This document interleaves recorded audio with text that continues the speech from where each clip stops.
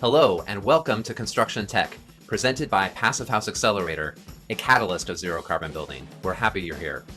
We welcome all comers to our exploration of how to slash the greenhouse gas emissions of our buildings and make them more resilient to the extreme temperatures, wild weather, and grid insecurity caused by climate change. With our co-hosts, Kevin Brennan, Shannon Pendleton, Sean St. Amour, and Mark Willey, we produce this weekly series to dive into the details of Passive House construction practice, with a technical focus on technique and technology in the field. New to all of this, please visit the Passive House 101 section of our website to get started. With that, please enjoy Construction Tech and pose your questions in chat for the discussion session following the presentation. Thank you.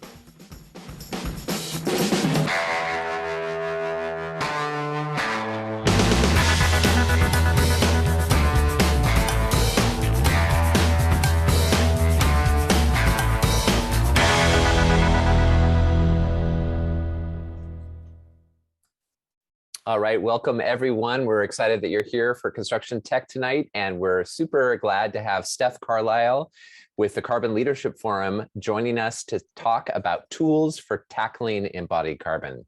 So with that, I'll hand it off to the co-hosts. Thanks. Thanks, Jack. I'm Kevin Brennan from New York City, Brennan Insulation and Airtightness. I am happy to participate in this show. I'm excited to learn about the embodied carbon tools that are out there, making our jobs easier and better for the future. These calculation tools and the other tools that are out there helping us to link up Passive House with those smart decisions and help change the future of tomorrow, I think are the key to our industry.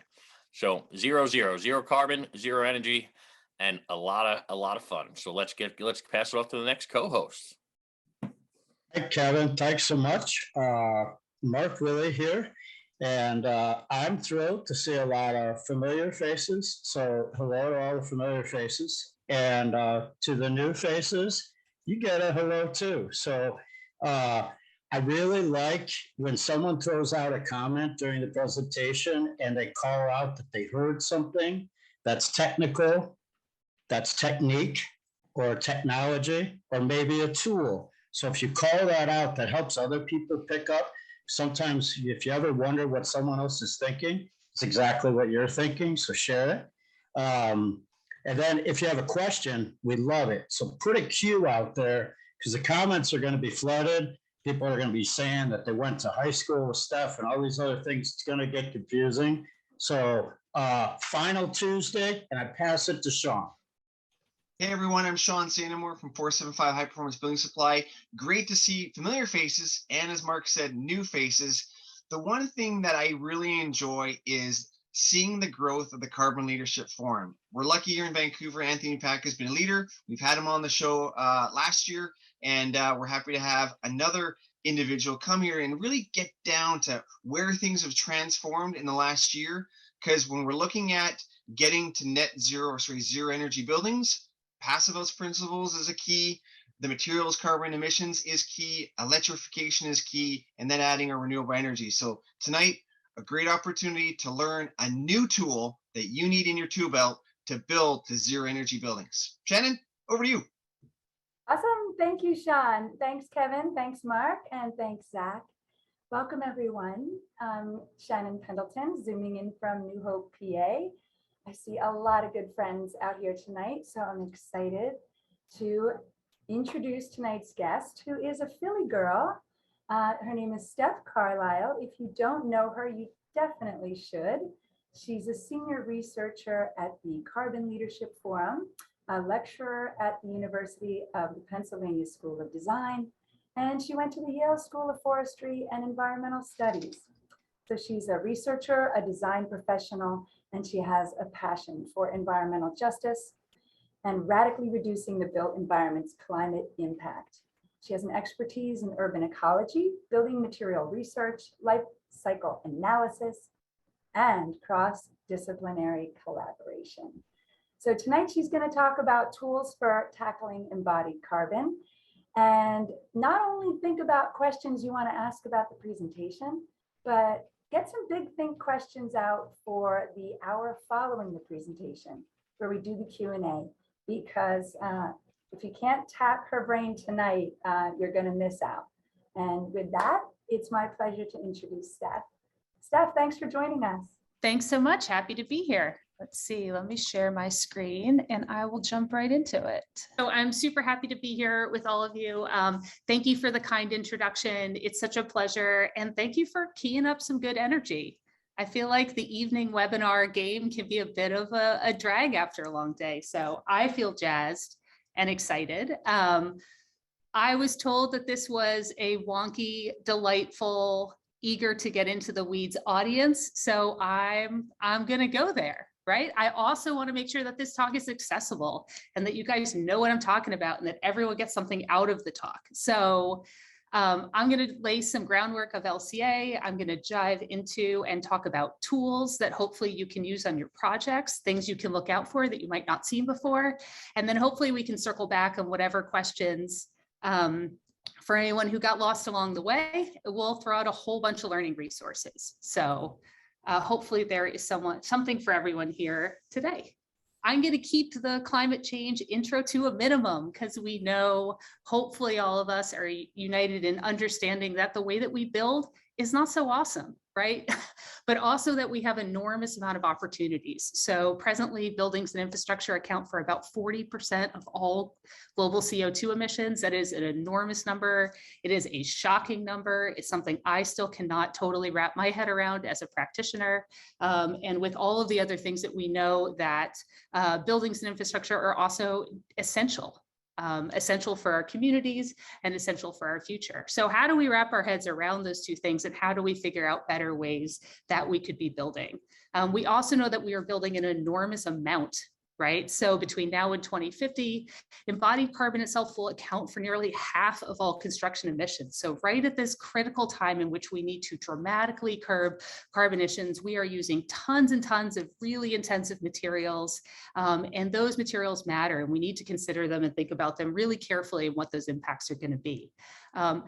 This practice of LCA, of thinking about embodied carbon, of taking a total carbon perspective, I think helps us as designers, as builders, as really anyone involved in the AEC community, because it helps us understand the impacts of our design. And those design decisions that we make shape communities and landscapes far beyond our building site. And of course, we hope that our buildings affect building inhabitants in really healthy and sustaining and lovely ways, but we also need to think outside of those projects, right? So I think the conversation I'm hoping to have today is one of course, reducing the impact of our projects, but also thinking more constructively about what are the impacts that we make more broadly in the world and how does that connect to all sorts of different systems. Because those impacts don't go away when we decide to just not think about them, right? So when I'm thinking about building materials or talking about LCA, it's going to look really data heavy, right? It's going to be a world of numbers and pie charts and graphs. But I always try to stay grounded by thinking about landscapes and thinking about these communities that aren't always present in my day-to-day decision making. And also understanding that those design decisions also shape communities, right? And that the materials that we build with matter and that they too have impacts and have had historic impacts far outside our building site. So as I mentioned, we have an enormous challenge ahead of us. In order to meet our climate commitments, we need to cut the total global CO2 emissions to 50% by 2030 and to 0 by 2050. That is a lot, right? That is an enormous challenge for us to wrap our heads around. And it's really kind of an all hands on deck situation, right? It's a space in which we need to collaborate, we need to support each other, and we need to really think about how to embrace innovative and new solutions for construction, which I believe is what this whole community is about. So I come to this as an architect, also as an environmental researcher, and I also want to ground us in this idea of, that's already been mentioned, of taking a total carbon perspective. So when we put out that 40% number, that's because we're really thinking broadly. Again, I'm going to use architects, designers, and AEC interchangeably. I don't mean to leave out the contractors on the call, the builders, all of the other folks. It just gets really hard to say architects, engineers, consultants, contractors, builders, and this whole big, lovely community. So I'll just say designers, if that's okay with y'all. Okay, so I think designers have a key role in decarbonizing the building sector when we think about our building operations, but also much, much more broadly thinking about industrial emissions all together. And that's when we start to see those big numbers. So when I start to look at building materials, I'm climbing into, of course, that blue wedge of getting down to electrifying our buildings, of having net zero buildings, of having very, very low emissions buildings. But I'm also encouraging us all to climb into those 7% of total CO2 emissions that are related to iron and steel, to concrete, to cement, the aluminum, the incredible amount of industrial plastics, foams, agricultural feedstocks, the transportation that brings those materials to our job sites, et cetera, et cetera. So this brings us into the wonderful world of embodied carbon. So that operational carbon, sometimes it's helpful to think about it on a timeline. Operational carbon here in the middle in blue. So that's all the emissions associated with heating, cooling, ventilating, running our spaces. And the embodied carbon is sort of everything else. So it is the emissions associated with building our buildings, extracting those materials, manufacturing them, bringing them to the job site, constructing the building, replacing materials over time, and even where those materials go after we are done for them. So end of life and recycling, et cetera. I'm also going to use the word carbon as shorthand. So, and we can come back to this later on, but I know some folks get lost. When we talk about embodied carbon, we are talking about all of those emissions, methanes, NOx, SOx, all the loveys, but we need to bring them down to a single unit. And global warming potential is a bit of a mouthful. So sometimes I'll say GWP, sometimes I'm just going to say embodied carbon. So we are talking about all of those emissions associated with climate change. And the very end of this intro, to wrap it up, is that, that another key term that I like to throw out there and folks are really thinking about, and this comes back to the way we set goals and the way some of these tools are oriented, is really harnessing the sense of urgency around embodied carbon. So you'll also hear people talk about the phrase upfront carbon. So upfront carbon or upfront emissions has to do with this huge burst and what is often a very, very large percentage of a total or a project's total life cycle carbon, which is going to happen all the way at the beginning. So this is the emissions associated with all those building materials and construction itself. On this graph, it's that big yellow bar over here. And these are all the emissions that are happening before anyone moves into the building, right? So this is just giving a sense, it's very different percentages based on the type of building. But you're generally going to have this huge burst of emissions that are happening all the way at the beginning. And then each year you have your annual operational carbon, obviously, and then sometimes you're going to have these other bursts of, say, replacing a roof, an envelope, swapping materials in and out, and then another little burst at the end, right? So when we're talking about total life carbon, we're looking at all of it.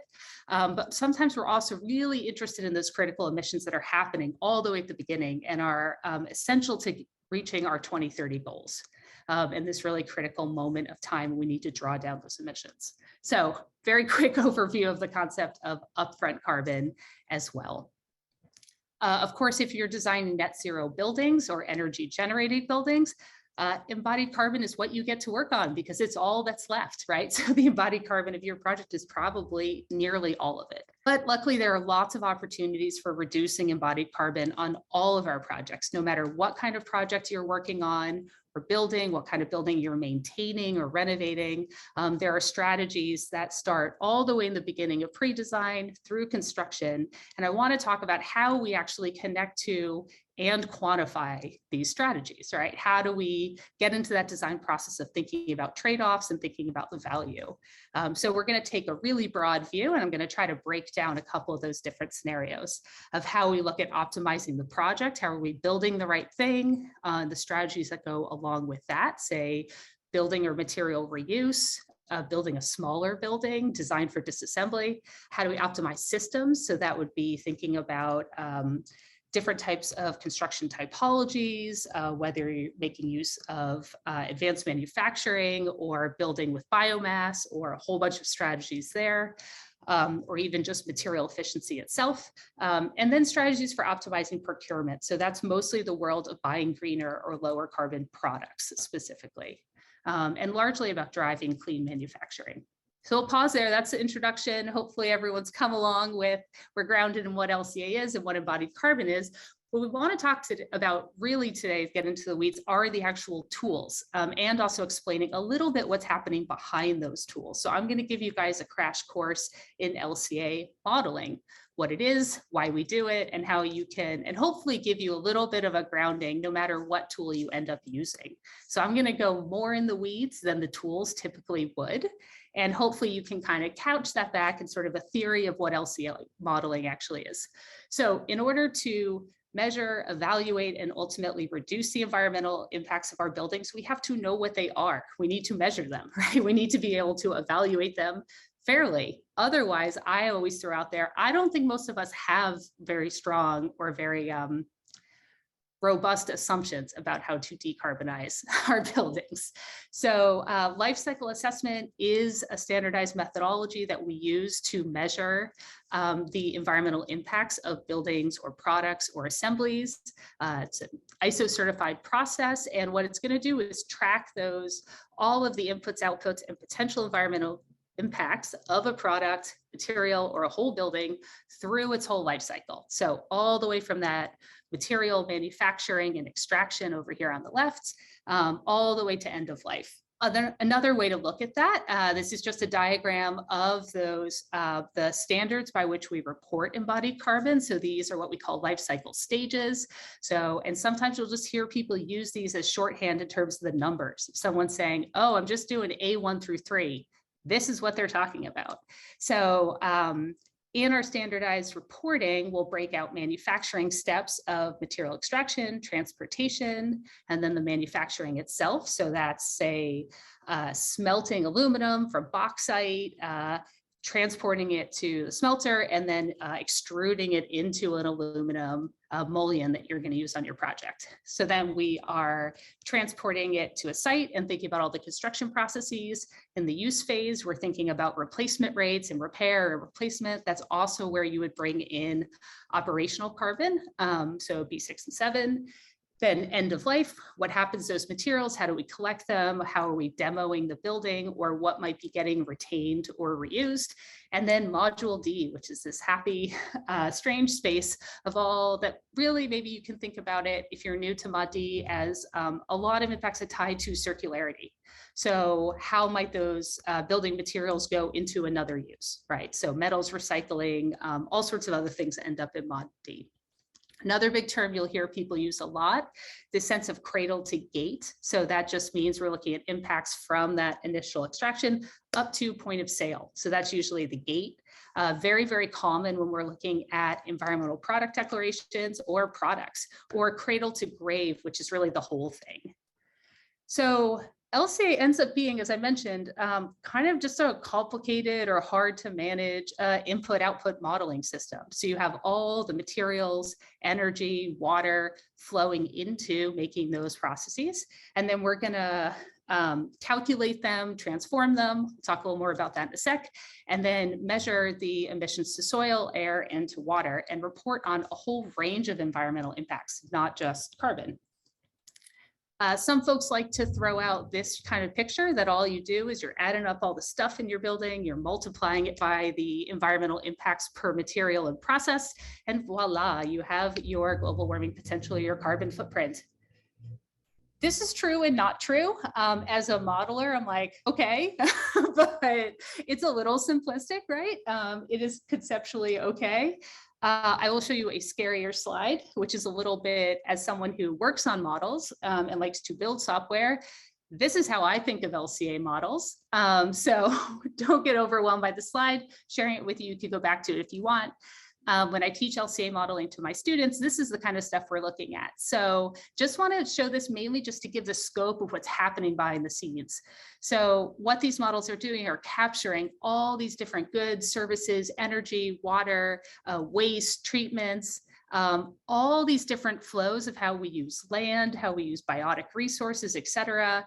And again, translating that into all of these different chemicals and emissions. You look on the right, this might be hopefully helpful and not just overwhelming. What you're doing, if you think from the perspective of a building, is that we're getting all those different building materials. So I'll tend to call that a bill of materials, right? So how much concrete, stainless steel, polyurethane, wood, metals, all those different things. The software you're going to use in the model is going to translate that into those emissions. That's what's happening on the left. So, but we don't just want a big list of chemicals, right? No one wants to know how much CH4 is coming out of their project. So then what we're going to do is we're going to assign those chemicals to an impact category. And that could be global warming, that could be acidification, that could be eutrophication, so that would be water pollution, et cetera. And then we're going to report those down here in an equivalent figure. And so that's really how you get to this CO2 equivalent as a combination of all of those different chemicals. And I just wanted to make sure to touch on this because we all tend to be super focused on carbon, but LCA is, since it's such a robust modeling platform, it's going to help you understand all these different trade-offs that pop up of one of these materials might be really low carbon, but maybe it has other environmental impacts that I want to wrap my head around. So I just want to take a moment just to point that out. And we can come back to that later. So one thing that's very cool about LCA models is that you get to learn how everything is made, which is awesome and very interesting.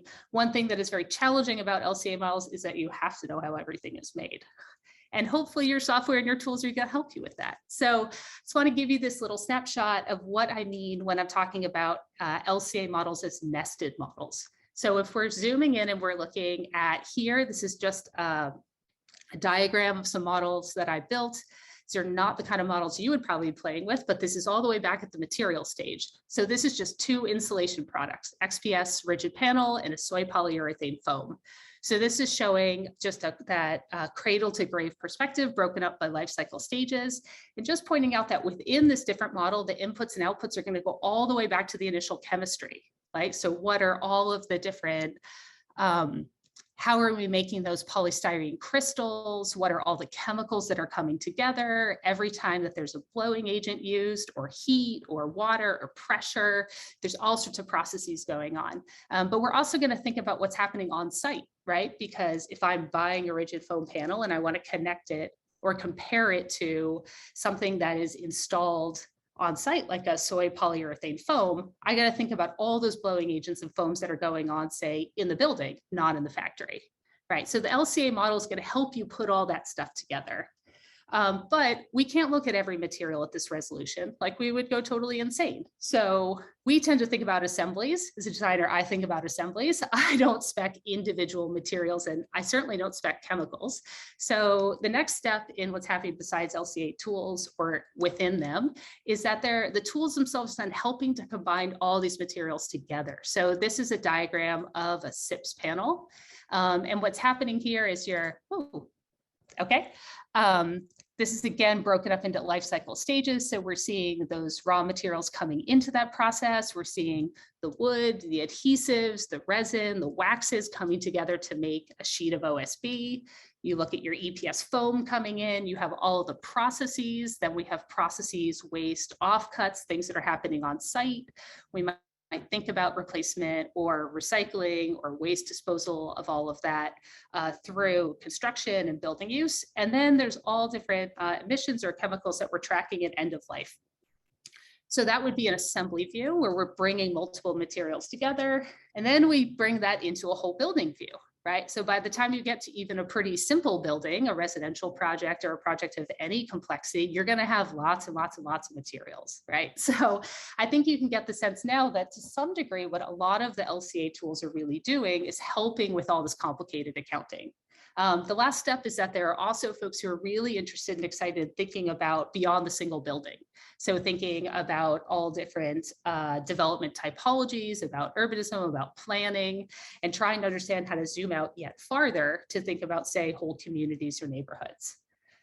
So if we zoom out from that introduction, what this really means is that what LCA tools are doing fundamentally is bringing together two different types of information and two different types of complexity. So on one hand, and the type of tool you use will balance this differently. On one hand, we have all this information about manufacturing, about how materials are made that are being brought into our tools. And then on the right-hand side, we have lots of information that sometimes we're supplying because we know this about our projects, right? About how materials actually get put together, right? Like what is the design of your building? So the tools that we want to use are going to help us manage all of that all those pieces of information and do it in a way that is reasonable during our project. So that is your crash course in what is happening behind LCA tools and how they are used to manage, report, and give us information about environmental impacts.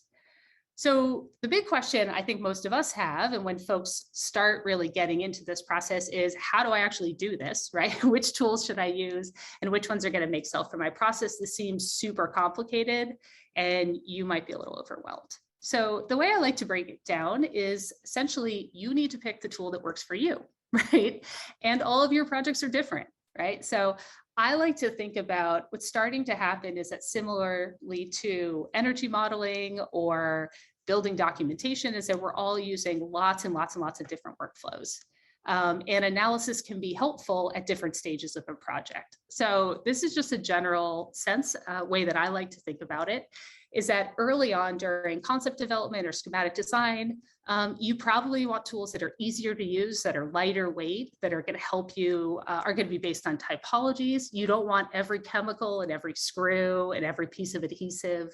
You don't want to have to give information you don't know about your project, right? So this is the world of calculators. This is the world of easy to use lightweight tools that luckily there's a bunch of new ones in development. When you're using LCA during design development or even into CDs, that's when you want tools that are higher res, that are really going to be highly flexible, and they're going to actually answer the design decisions that you have, right? So if your tool can't model the scenarios that you're really weighing, it's not going to give you very helpful information, right?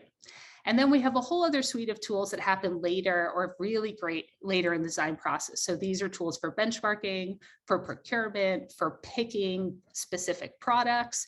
And those are often going to go all the way down to individual products or unique assemblies, or might even have, say, different information about concrete batch plants, right? Like where do I actually buy my aggregate? Where do I get X, Y, and Z material? So hopefully this gives another little sense of, you know, where do you fall at this stage? And what it means is that probably if you really get into using LCA tools or making use of this kind of analysis data, you'll probably use more than one tool, right? So what's very, very exciting is that in the last, I've been doing LCA modeling for about a decade. And 10 years ago, there was like almost nothing out there at all. Like we were using spreadsheets. It was bad news, right? So, and there was amazing work going on that was like really, really early tools, some of which are still around, which is awesome. And what's happened is that we've had this huge, especially in the last 3 or 4 years, this huge diversity of tools coming online. So hopefully what's going on is that we're just getting to a space where the practice of LCA gets more and more accessible and more applicable to projects. So what I would like to do is walk through 4 or 5 tools. And I think they're tools that fit in really different places in this spectrum, and they fit in different workflows. And so what I'm hoping, and I'm not going to be able to talk about all the tools, the CLF recently did a review of all of the existing or in development tools that we are aware of. We're hoping to publish a big resource soon. And we have almost 50 tools in that data set right now. And about half of them are in development currently. So it's a really, really active space, and it's a super exciting space. So I'm going to cut to the last slide. So when I run out of time, I will have already said this, but essentially, these are my 5 tips for picking an LCA tool, and that I want you to kind of keep in mind as I go through these. So the first thing is that you want to pick a tool that fits your workflow. The first tool I'm going to show is a Revit-based tool. If you don't work in Revit, it's not going to be that helpful, right? So hopefully, I think really what we need are more and more tools that can work with the way you are already designing your projects, right? That's what's going to make this workflow like really possible and give you information on demand when you need it to make good decisions. So first of all, it's got to be a good fit for you. You really want to try to find a tool that matches the resolution of your design question, that gets at that design phase point I was just making a second ago. And sometimes that lines up with project phases, and sometimes it doesn't. Right? So I'm going to use some shorthand of like, this is an early phase or an SD level tool, but this is very project specific, right? So take that with a grain of salt. And it's more about the resolution and really what you're hoping to, what kind of questions you want to ask and what level of information you need to really move forward on your project. Some of these tools are more or less compatible with project type. And so I bring that up particularly because there's a huge dearth of information on residential, particularly single family residential projects. So I'm going to show a few early phase tools that just are more geared towards larger commercial or institutional projects. And I think that's another thing to think about. And then finally, you want a tool that is both accessible and reasonable. So we'll come back to that at the end. But I think this is really, gets at this kind of question of having tools that just can fit within your workflow and ones that you can make sense of, ones that are not burdensome, but also are really empowering you to make decisions as a designer on your projects. Okay, so in general, most of what I'm showing are design integrated LCA tools. And the main point, I think, as I said, are that those tools are really helping to translate, whether it's a design concept or a specific construction typology or a really, really bespoke assembly. They're taking that language that we use, the shorthand of how we often communicate design, which is not every single chemical, right? Every single weight of material. And what a lot of these tools are really, a lot of the work they're doing is that they're translating that design intent or that construction intent into discrete material quantities and estimated impacts. So they're going to carry that LCA data side or LCI data side, I'll just use those interchangeably, and all the quantities. Most of us don't know exactly the weight of every building material and product in our buildings.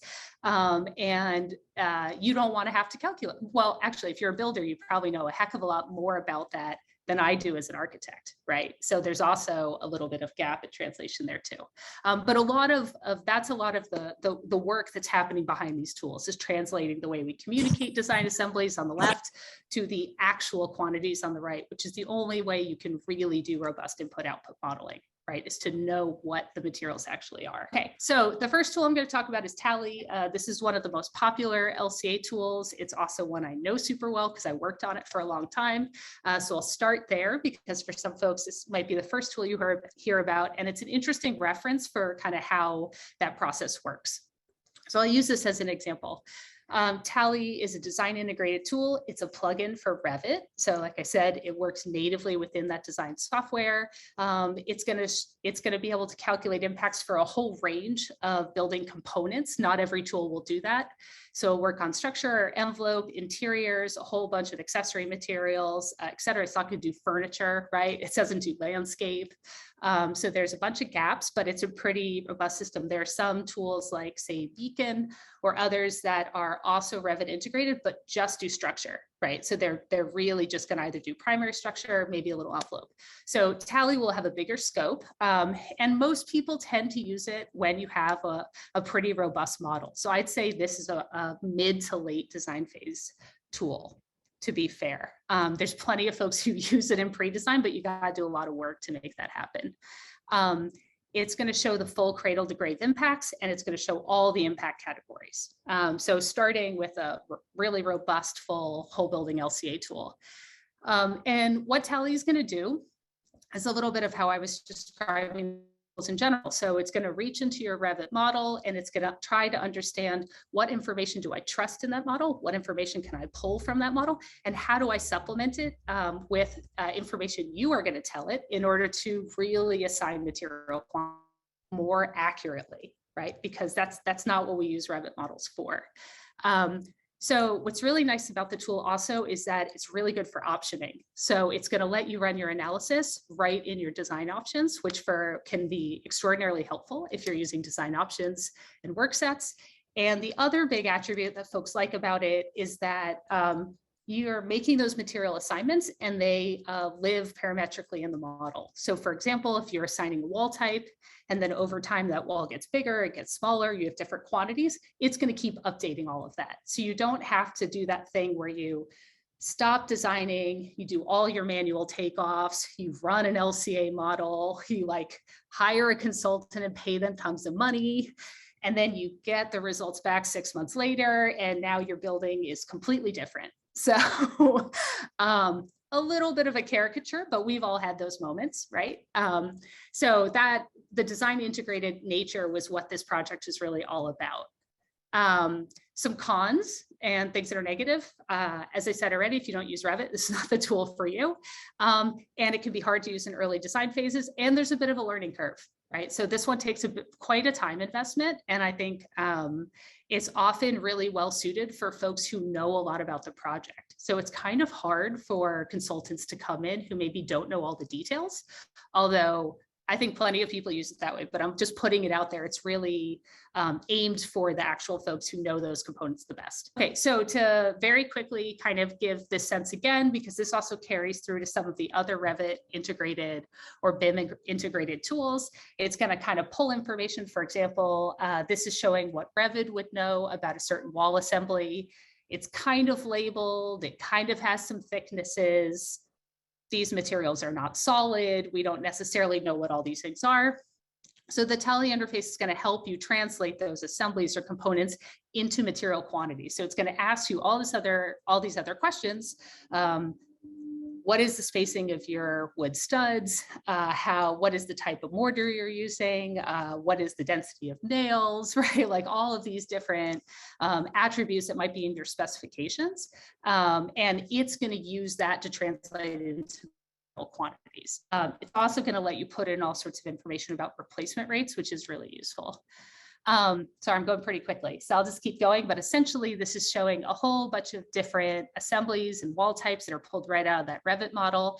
And then once you've assigned materials, you can see that it's turning into actual quantities in kilograms of all of those subcomponents. We model the mortar, right, in that masonry wall, but we know that it's part of that assembly, for example, or we didn't model any of the steel reinforcing rod. And now I have accurate quantities of steel. And then what the tool ends up giving you is this very high resolution view of your project. So you can break out environmental impacts by material, by component, by work set. There are a lot of pie charts and there are a lot of stacked graphs, but what it's going to let you do, this graph over here on the right, is you'll see these in lots of the different tools. Are called a contribution assessment.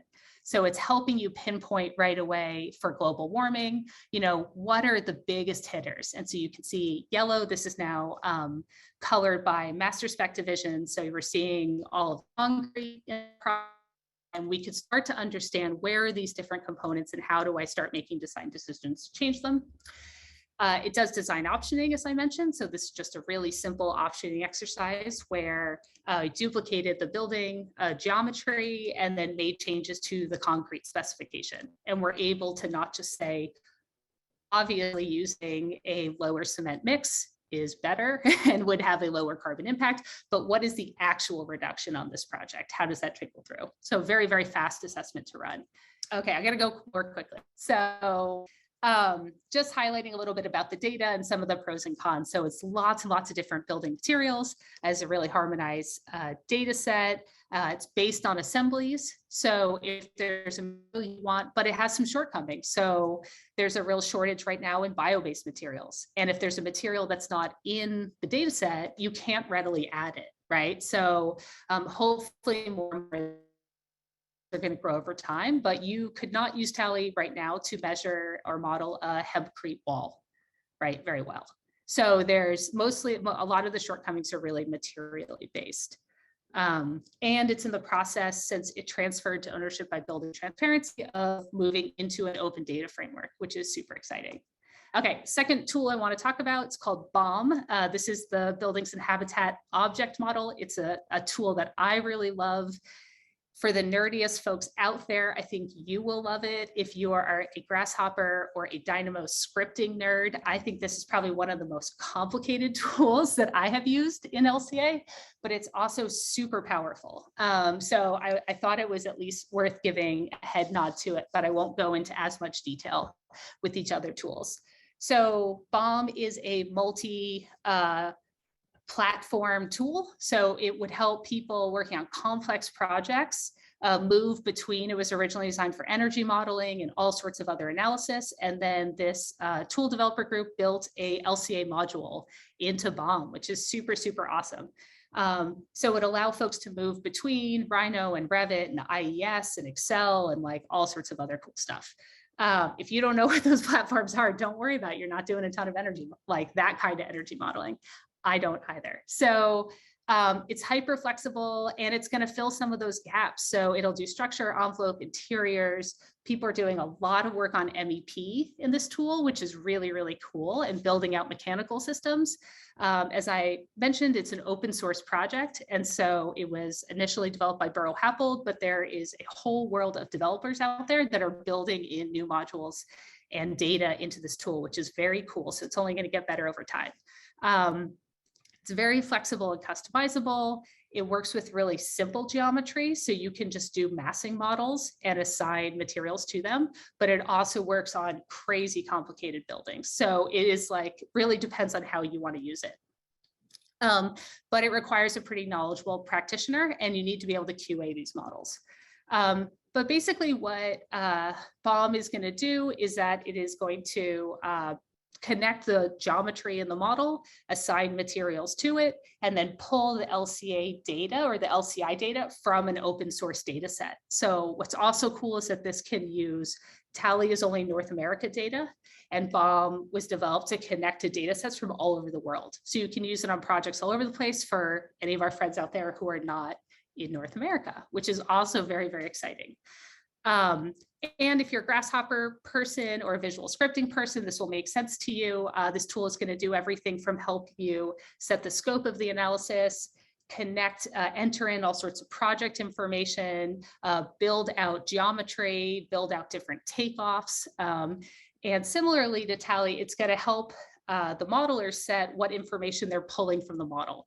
So for example, if you're doing MEP study and you might say, okay, all of this different geometry is ductwork, but I just want you to take the length, right? And I'm going to give you the sizing. Or this is all the sprinkler pipe, we're going to use these defaults, et cetera, et cetera. It also does data visualization and all sorts of really other cool sources of analysis. My students love this because they work in Rhino. And so it's a really interesting tool for them. And it also does all sorts of dynamic charts, et cetera. So what's really exciting about BOM is that, wow, that's really fast, that data interface where the tool is actually also going to let you query data sets natively in the modeling environment, which is really awesome. And I don't know of any other tools that do that right now. So it is a material-based system though. So these data sets are going to let you pull different types of concrete, different types of steel, different types of foam, et cetera. And you have to make sure as a modeler that all of those assumptions that translated into an assembly are accurate and correct. So there's a lot that you can do to play with this tool. And I put some links down here for where you can learn more about BOM platform in general. And then everything is really well documented on their GitHub repository. Kylie Hood is the main developer. And if you want to get in touch with her, she is a genius. She's awesome. Third tool I wanted to show is totally different, right? So if the flashing screen of Grasshopper scripting was a little overwhelming, Kaleidoscope is a typology-based tool. So this is a free-to-use web-based calculator. And this tool aims to give people information all the way much earlier in design process, and is really good at targeted LCA studies. So it just looks at, right now they've built modules for envelope comparisons and for flooring. It's mostly aimed at concept schematic design, but frankly, lots of people use this far later into design when they're still looking at different optioning. It's really fast, it's easy to use. You don't have to know anything, any technical knowledge about LCA, a little bit about how to interpret the data. So I would really encourage any team to check this tool out.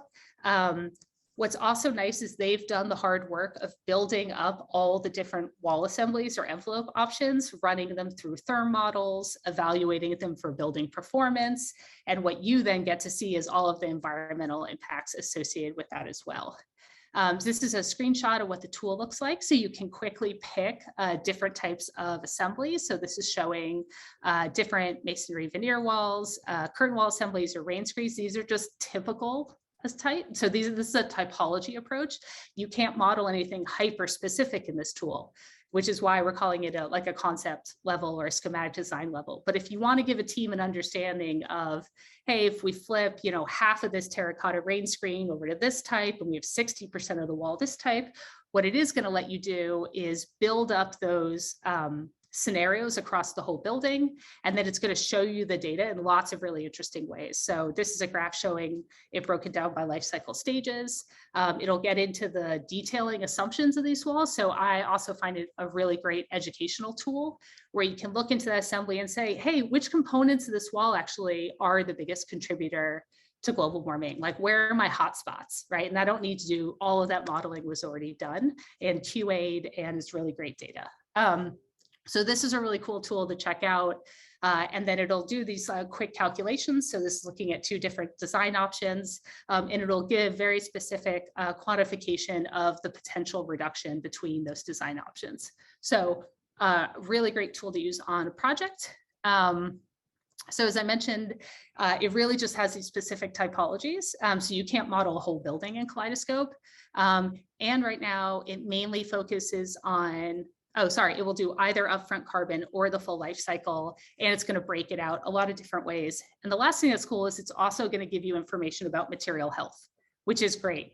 So I'm always looking out for tools that bring together embodied carbon or operational carbon, and also start to bring out some of these other environmental concerns. So I think that's something that's really, really interesting about this tool, and where the team at Payette, who developed this tool and then made it open source, was able to also bring together their material health team and help, look at those different ways of evaluating materials together, which is always super helpful. The 4th tool I want to share is also a free open source project. This is the Embodied Carbon Calculator for Construction. Most of us just call it EC3. And this is a totally different type of tool as well. So this tool is for procurement. So it's just about building products and materials. It is a web-based calculator and a database. The database is rapidly growing. So right now it's mostly structural materials, but they're building up new categories all the time over at Building Transparency. It only reports GWP. So it does not do whole building LCA. It doesn't do whole life LCA. It's only a 1 through 3 impacts. And that's because it is a database of environmental product declarations. So what this team has done is they have digitized and downloaded all of these different environmental product declarations, little LCA reports. They've taken the carbon, the global warming potential data. They've actually dropped the rest. I think they will add in those impacts at a later date, but this is very, very much under development. And then what they're going to help you do is compare the different products that are available. So this is really about specifications and procurement. A lot of contractors use this tool, more and more designers are using it. And what we used to have to do is go on product manufacturer websites, download all these terrible PDFs, seek them out, get them from reps. And it's really, really helpful that EC3 brings all of that documentation together. So it's a really helpful transparency tool. And then it's going to help you identify low carbon products. So just because a product has an EPD does not mean it's a low carbon product, but it's going to give you some of that data that has been declared, and it is regularly updated. But it can be a little bit hard to wrap your head around how to use this tool the first time. So it has a little, I think honestly, it has a little bit of a learning curve for how to read all the data.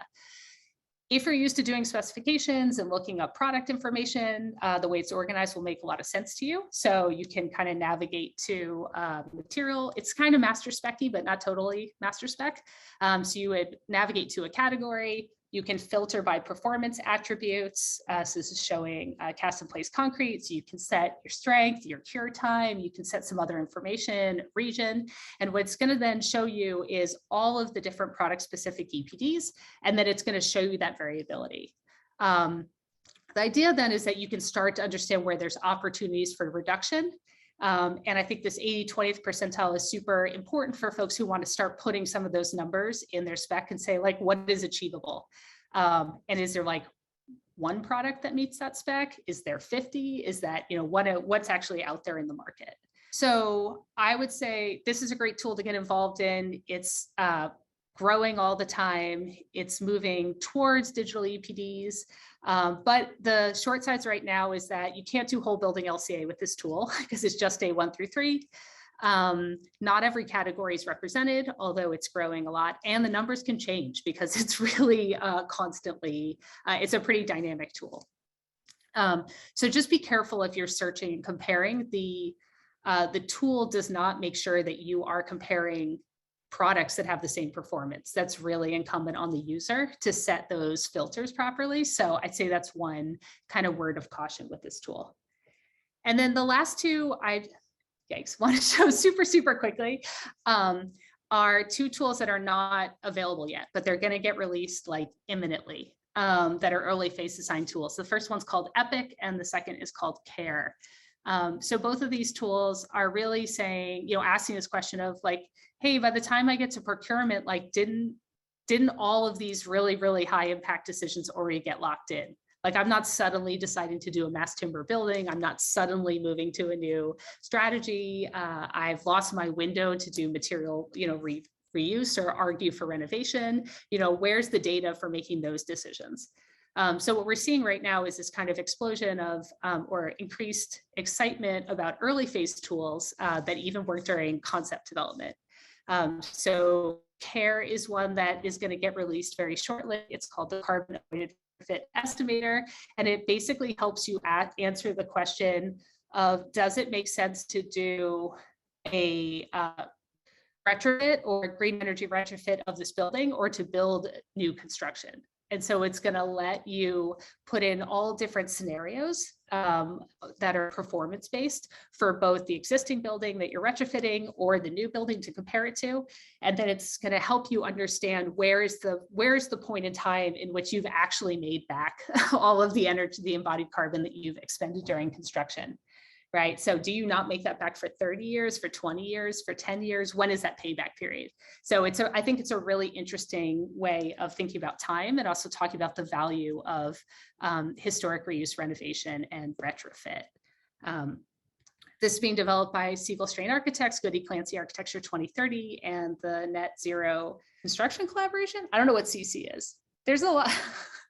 The historic building folks, they're very awesome. And then the last one is Epic, which is fairly similar and being developed by the folks at EHDD Architects, also going to be a web-based calculator, totally free of charge. And this one also is going to take a total carbon perspective. And it is going to, oh, there we go. It's also going to allow you to put in design scenarios, and this one is going to help folks really zoom in on looking at the embodied carbon emissions, operational carbon emissions, and interestingly, they also put in some different attributes for carbon sequestration storage and energy production. So they're going to bring together, these are some old screenshots. The tool looks different now and is hopefully going to go live like next week. I'm super excited about it. And I thought it would be live by this talk, but it's going to also, again, like kind of expand that scope to talk about all of these other elements and all these other strategies that we're thinking about from that total carbon perspective. That is amazing, Stephanie. And we're going to end there. I had no idea that might launch like by this time, but yeah. Wow. Amazing. We need to stop. Well, we don't need to stop. We really only need to pause because what we're going to do is hand the mic over to Zach. He's going to give us some news and events and thank our sponsors. And then we're going to come back. We've got a whole list of Q&A questions for you from the attendees out there. And I'm really looking forward to hearing what they want to know and what you've got to say. So hang in there. And with that, we'll hand it off to Zach. Thank you, Shannon. And sorry to interrupt, Steph. This is really fantastic stuff. So I'll be as brief as I can here. I've got a number of announcements I want to make. But first, I want to give a big thank you to all the sponsors that make the Passive House Accelerator possible. So a big thank you to our founding sponsors, 475 High Performance Building Supply, Baxt Ingwe Architects, Glavel Foam Glass Gravel, Minutair all-in-one HVAC and dehumidification units, Mitsubishi Electric Train HVAC US, Partel, Rockwell North America, Stocorp, and Zola Windows. Our champion sponsors are Icon Windows and Doors, Proseco, and SIGA, and our stakeholder partner is NYSERDA, the New York State Energy Research and Development Authority. Thank you too to our patron sponsors, Aero Aggregates, Aero Barrier, Brennan Insulation and Airtightness, Brooklyn Solar Works, Euroline Windows, Innotech Windows and Doors, Lamelux, Owens Corning, RDH Building Science, Sanderson Sustainable Design, and US Engineered Wood Teasted. We have on the Pass Fast podcast right now, we have a great episode. It's an interview that Matthew Cutler Welsh conducted with Amy Tankard of the Passive House Institute of New Zealand. She's CEO of FINS, as it's called. Great conversation, so please check out that episode on the podcast.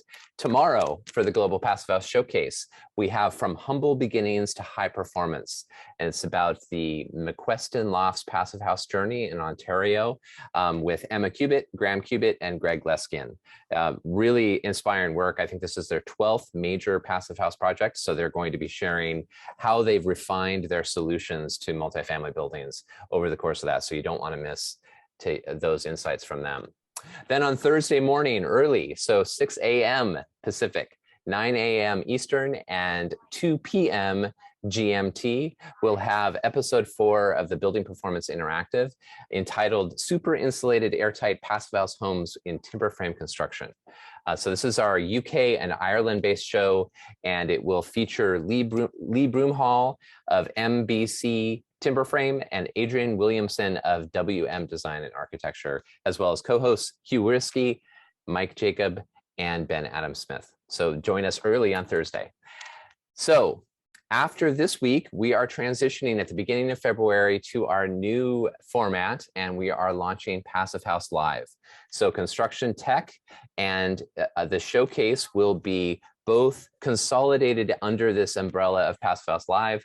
On the first and third Wednesdays of every month, we will do the project showcase edition of Passive House Live, and on the second and fourth Wednesday of the month, we will do the construction tech edition of Passive House Live. We're really excited about this, and we're going to be using what is currently the Global Passive House Showcase Zoom link as our Zoom link for Passive House Live. I'll put that into chat, and then we'll also be communicating on email about this change, and so everyone will be able to access the meeting. So we'll kick off the very first edition of Passive House Live, the Project Showcase Edition, with a presentation by Ed May, 10 easy ways to ruin your blower door score and remedies to those. So that will be next Wednesday, Wednesday of next week. And then the Wednesday after that, we will do the first Construction Tech Edition of Passive House Live, which will feature Kevin Brennan, and we'll be diving into smart air tightness strategies with Kevin. So February, our theme for February is air tightness. So you'll see lots of air tightness programming from us at the accelerator. And finally, we're hiring. So we are hiring a coordinator and event producer right now. So please spread the word. This is a full-time position, and it's remote. It can be anywhere in North America and perhaps elsewhere, but probably time zone makes it easier for it to be in these time zones. And this person will be working directly with me to help produce a very exciting 2022. So I'll include a link to the job announcement in chat as well. Thanks. Great stuff, Zach. Thank you for all that. Thank you to the sponsors. Couldn't do this without you. And again, lots of fun stuff this week. And then February, hey, change is constant, folks. And we need to understand it and get things going. Shannon, let's get back to you and Steph with great questions. Let's dive into it, folks. Sorry, Shannon, I forgot to mention, if you do need to leave, we understand. We asked for you to be here for an hour. We still have more questions to dive into, but if you do need to leave, hey, we'll see you tomorrow, Thursday, and next Wednesday. So just make sure you got all those dates and events in your schedule. And like your homework, bring a friend. We got to accelerate this movement. So find a friend, bring them, introduce them to our lovely community, because we're here. We think we're friendly, and we hope you will join us and continue telling the story about how to build better buildings. So, good night. And if you can stick around, we got lots to show. Over to you, Shannon. Thanks, Sean. That's a great new haircut, by the way. And I know you're friendly. I know you're friendly. I don't think. And I really appreciate all the sponsors helping us get our new programming underway. I'm going to miss the old days, and I'm going to love the new days as we move on to Passive House Live. We do have a number of questions coming up, but I wanted to give Kevin and Mark a chance if they were interested in giving Steph a little bit of feedback to do that before we hop into the questions. Shannon, it was a great presentation. I don't just go right to questions from my point of view. Let Mark make his comments, but thank you, Steph. It was a great presentation. Thank you. I want to hold tight on my comments because there's so many going on in the chat, and I'll jump in at the end. But first and foremost, Stephanie, very incredible. All your stuff is in the comment section for people to turn around and dive deeper later. Much respect to you. That was amazing stuff. And Shannon? Great. Well, thanks, guys. And our first question is from Seth Wiley. Seth, I know you had a lot of comments and questions. If you don't mind holding to one or two, and then we'll come back around and pick up the rest. Hey, what's up, folks? Yeah, this is an exciting topic. So I'm Mr. Chatty. Yeah, so a couple of things. I mean, you know, so right, we have to stop emissions and we have to draw down, right? And so a lot of times, a lot of the discussion is some of the final pieces of reductions are really hard to get out of the process, to really get to zero, and especially to get to negative. So offsetting becomes the question.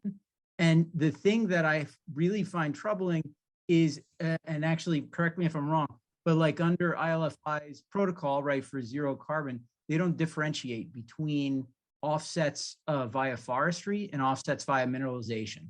So maybe if you could start to talk about that, because if we're not offsetting via mineralization, we're not hitting we need to talk about thousands of year timescales for our sequestration, right? So we have to start thinking about the built environment as it is a geological event.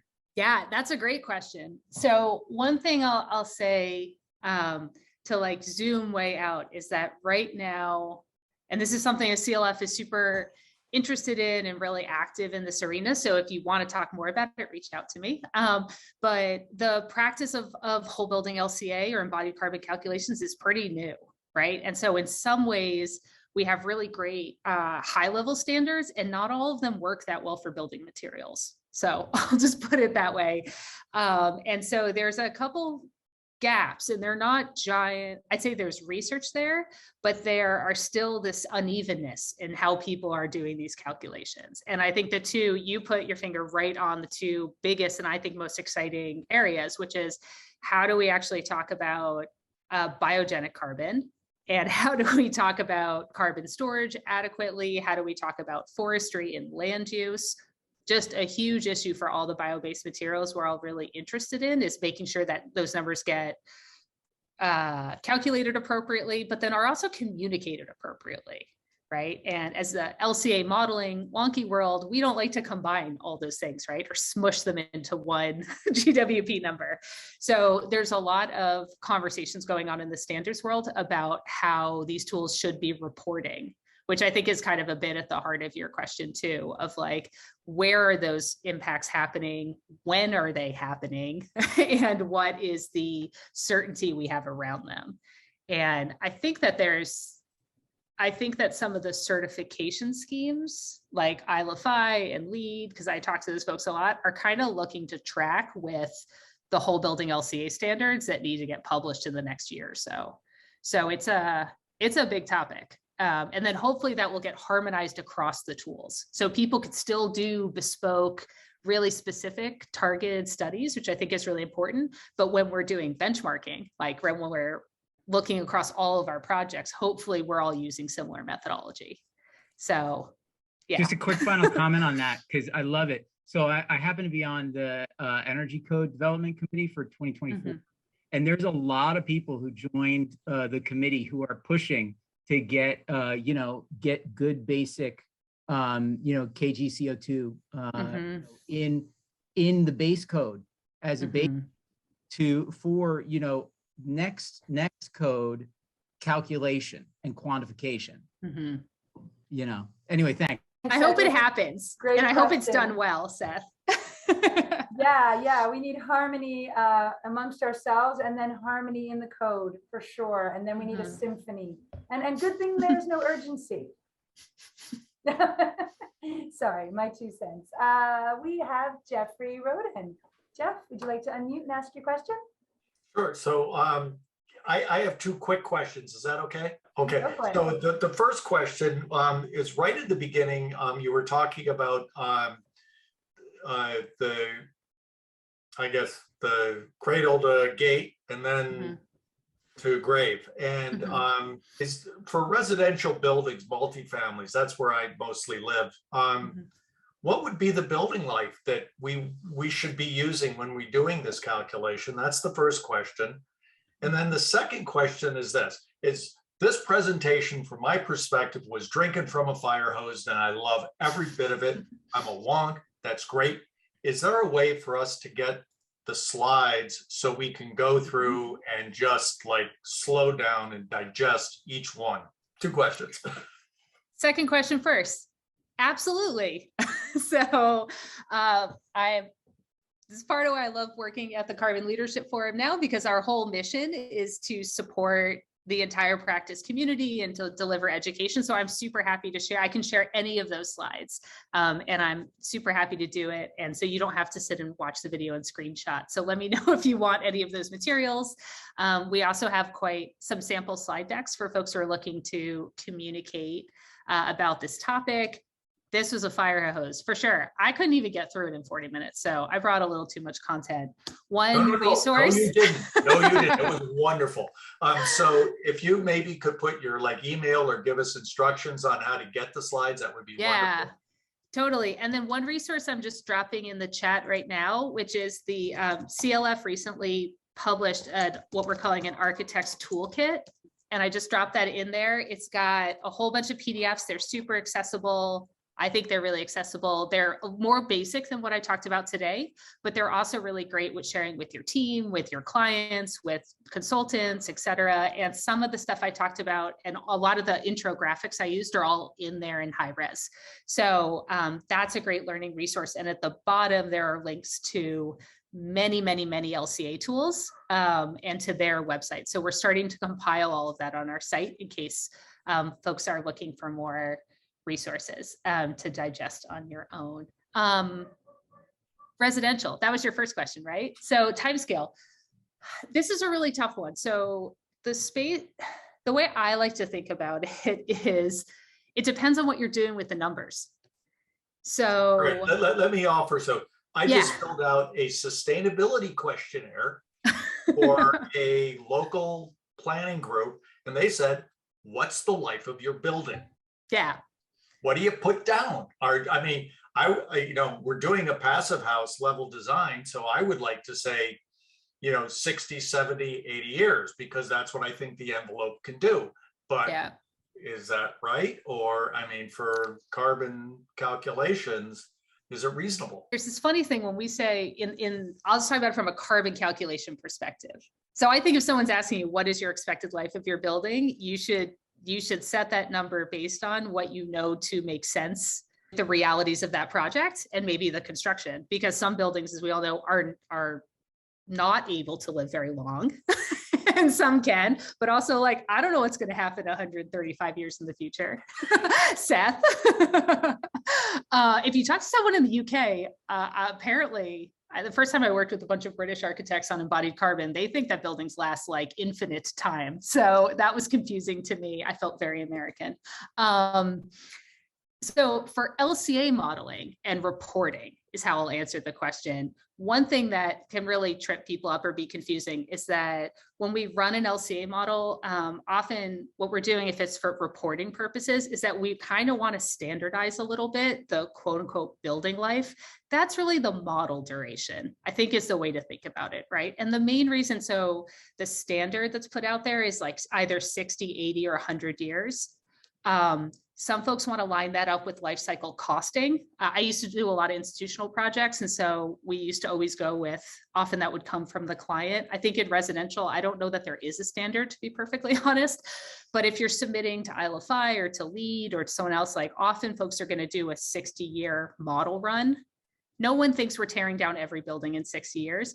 But what that does mean is that you're going to see replacement rates. So you'll start seeing the value of durable materials, which is actually pretty good.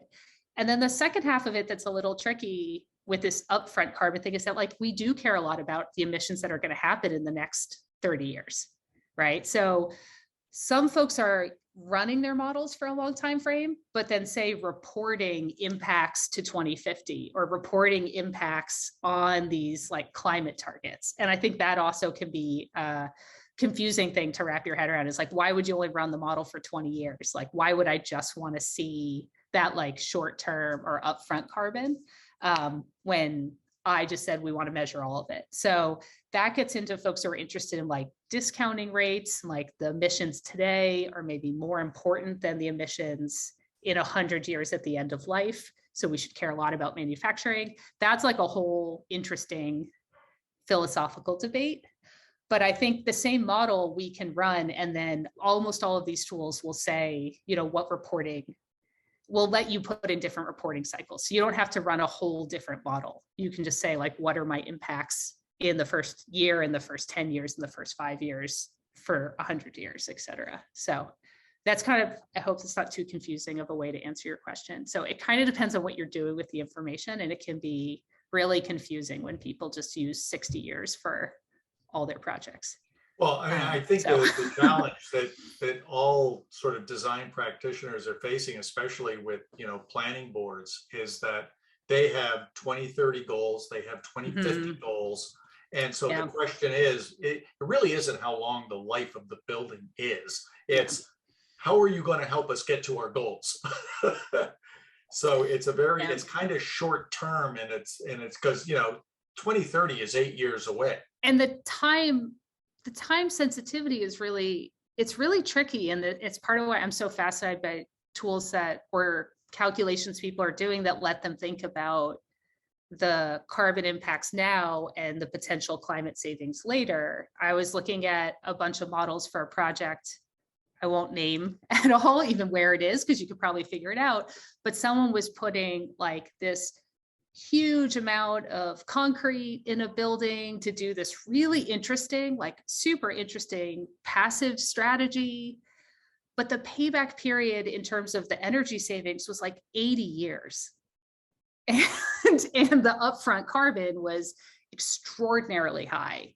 And so it just kind of like raised a lot of questions about whether that specific technique made sense in that specific building when they were annualizing things over 100 years. And so it just, you get some real fringe things that kind of like stretch the mind. I feel like that's so common, Steph. And sorry to jump in, Jeff, but Steph, you're really hitting on something that I'm super curious about in the early stages of design when we're looking at these levels.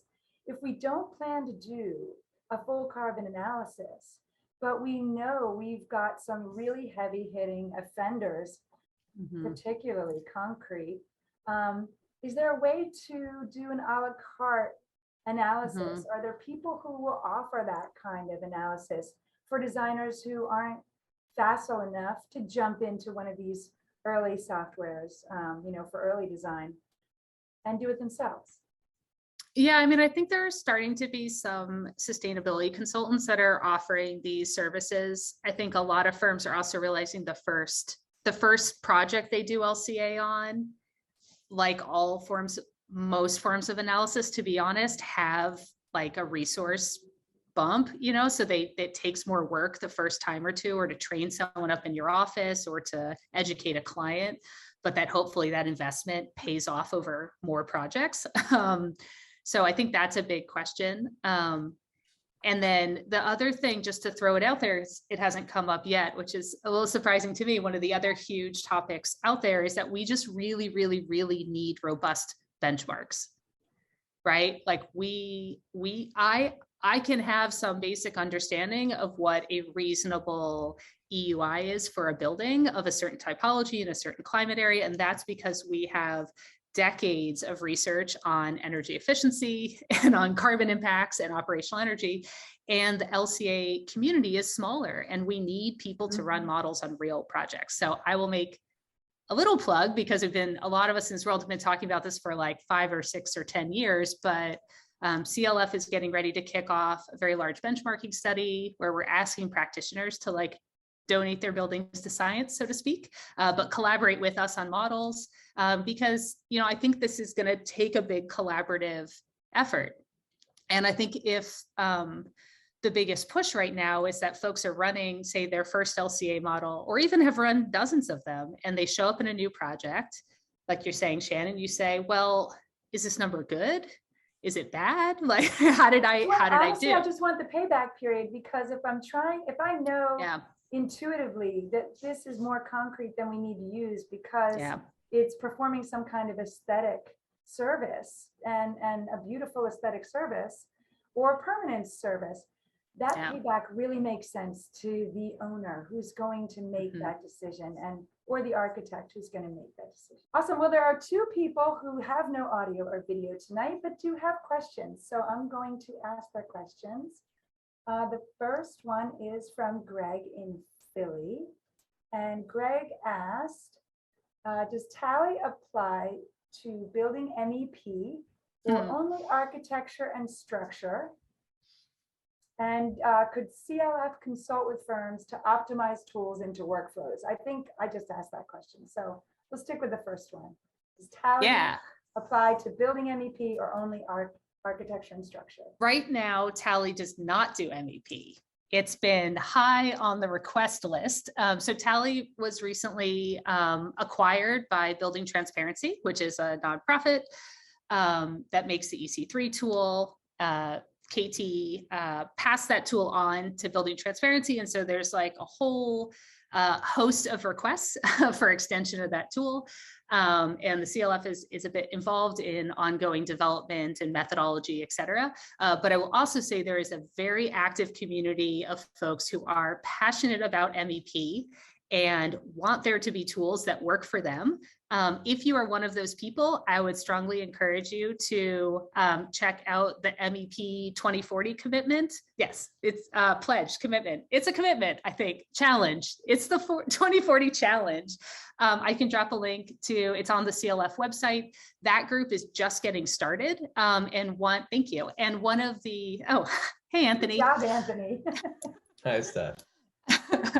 And, one of the things that group is doing is actually already collaborating on sharing data, building up analysis, and it's really like an incredible group of MEP engineers and designers more broadly. So there's a couple different calculators in the work that are trying to be compatible with TALI. So someone might run structure envelope, the structural engineer is going to run their structural model, the architect is going to run their architecture model, and then the MEP engineers are often now starting to do these calculations in BOM or in another tool, and then bring all of that data together. But I am hopeful that there will be an MEP module for TALI in the future. I hope that is the case. Excellent. Excellent, thank you. I'm sure Greg at Philly is nodding and smiling, even though he has no audio or video. And the next question is from Gokul. I hope I'm saying your name right, Gokul, from NREL. And he wanted to know, in your opinion, do you think all the tools mentioned have a good, reliable database for USA-based materials? Are there any gaps you would like to see filled to get better, accurate representation of the materials? And how could national labs, public interest groups help to address this?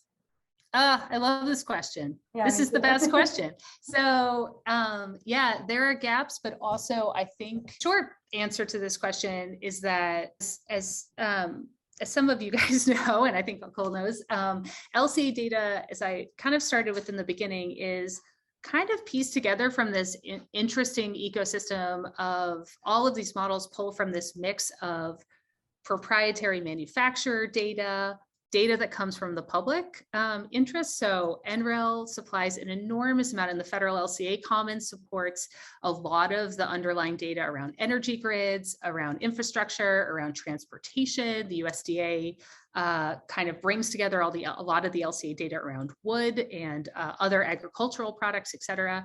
And I think the direction, but what's happened is that a lot of the tools have built their own databases and data sets.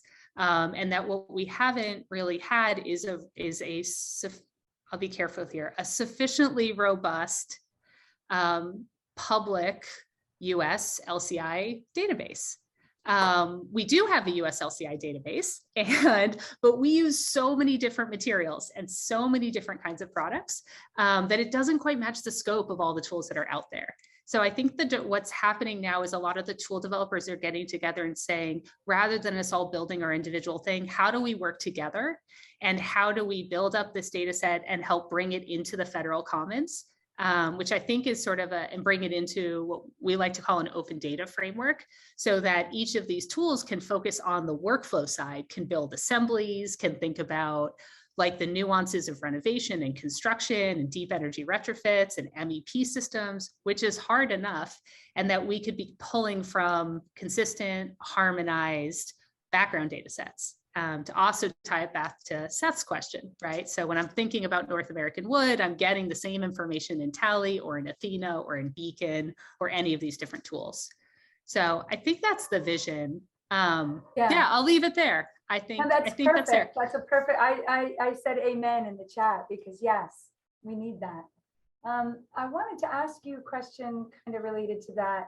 I always ask that question when I look at the one-click LCA database, because I always think of it as not really North American enough for what I was looking for. But I also wondered, a lot of the analysis that you were doing with these tools, or mentioning the analysis that could be done with these tools, was cradle to grave.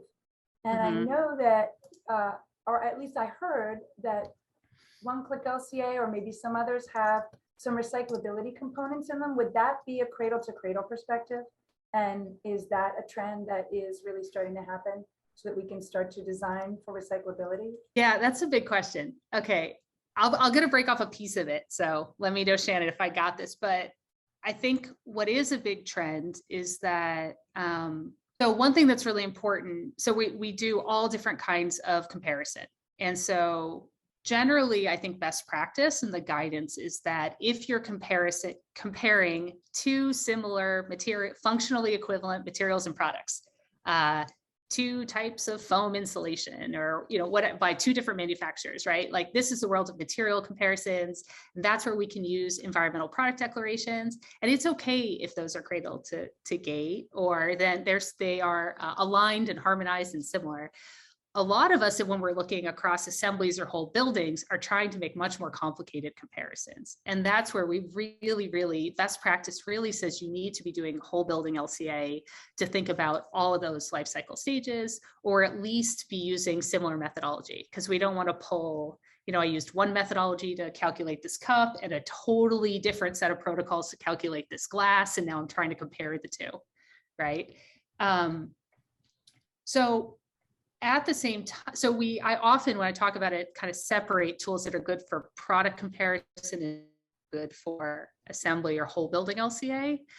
There is also this trend, though, that folks are really keen to have higher and higher resolution data, and they really want to use EPDs and put them into whole building LCA. So, as you know, one click will facilitate that and kind of fill in this. And I'll just say there's a lot of questions about how to do that from like a wonky LCA person like me, like how the tools can do that appropriately in a way that meets standards. So I think that like folks who are on the data side have a lot of work to do honestly, so that practitioners can like get that wish, you know, that they can kind of blend all these different data sources. Because right now it's not, it's tricky. It's a little bit tricky to do. Yeah, yeah. And I can see Seth wants to jump in. I feel like I'm reading your mind, Seth, but I do have to hand it over to Susan next, but we will come back to you because I know you've got a couple more questions. Susan Rowley from HOK, would you like to unmute? Susan, are you still with us? No, you're not. What about Jen's Voshage? I can't say your last name. He said, is there a somewhat comprehensive public database for bio-based materials? You know what, you answered that already, right? Do you have more to add on? Well, I guess I just want to say, I think that's one of the biggest gaps right now. So I think there is publicly available like background data in the federal commons and in some of these tools and databases that a LCA practitioner would use that's doing real specific like material engineering. But unfortunately, there's bio-based materials are a huge gap in most of the design focused LCA tools. And there are almost no EPDs for bio-based products. So that's another thing that kind of connects back to what Seth was asking, or maybe poking us at to talk about PCRs. So one little hinge that makes to PCRs, which stands for product category rules, is that those are the documents that set all the guidelines of how to do all the calculations and all the methodology to make an environmental product declaration. So if all the EPDs, if you have a bunch of EPDs that follow the same PCR, you can compare them, which is super useful. There's a whole bunch of product categories, especially bio-based materials, that don't have any PCRs yet. So even though there's all these incredible manufacturers who might want that to make documentation so you can understand how awesome their product is and compare them, until there's a PCR, they can't actually publish that kind of peer-reviewed documentation. So, and this place that I find the stickiest right now and the biggest gap, because there's one reason is there's not as much industry funding, is this more decentralized and more interesting bio-based economy. So there's no PCR for straw, there's no PCR for hempcrete, there's no PCR for a whole range of things. And I hope that's something that changes really soon, because we really need it. And then all that data can flow into these other tools. So yeah, I hope there's a way to get that process kind of rolling, because it's a pretty significant gap, I think, right now. Yeah, we need bragging rights and declarations for those. Our next question is from Sarah Bear. So much for an amazing presentation and all the work you do. I have two questions. One is a little more technical, I guess, with the software. I've tried to, get Tally. We use Revit, and I'm finding it really hard we have to change some modeling practices to get Tally to work. How do you feel about that? And then how do we, do you see the forestry practices changing to move towards sustainable, FSC certified forests?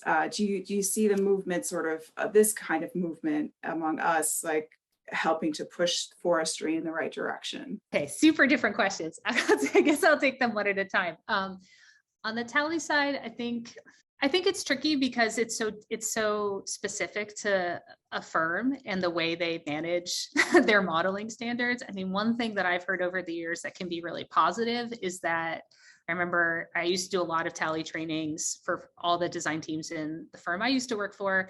And interestingly, one of the folks who was like a huge advocate for Tally was the individual that was most responsible for modeling practice in QA, because he felt like it actually helped instill some, like, we were not a firm that had a lot of standards, let's just say. I'm mostly joking, but there's ways in which folks are actually using Tally to do QA on models and like help clean them up, and that struggle is real. So I think if you're having challenges around that, I would say actually reach out to the folks at Building Transparency. And there's also a really amazing group of Tally kind of power users that love supporting each other in those like actual specific tips and tricks of like what's going to make your life easier and have you not fight this process. So there's some really good tips that folks have come up with of everything from making template models to kind of standardizing the way that different naming conventions are used, things that are going to save your project teams huge amounts of time. And hopefully aren't changing the way that you guys use the software altogether, because you don't really want those things fighting each other. And if there's something that's missing, I think that's also feedback that they're always looking for at the development team. And I guess like one little example would be that lots of folks wanted to really understand where the environmental impacts are by omni-class or by building component broken up in a way that Tally didn't used to facilitate. And so after a lot of that same request and that capability kind of picking up in Revit, like that got integrated into the tool. And so, but it requires that a user actually fill out that metadata. So there's all these sort of trade-offs, but I think the Tally community is pretty active.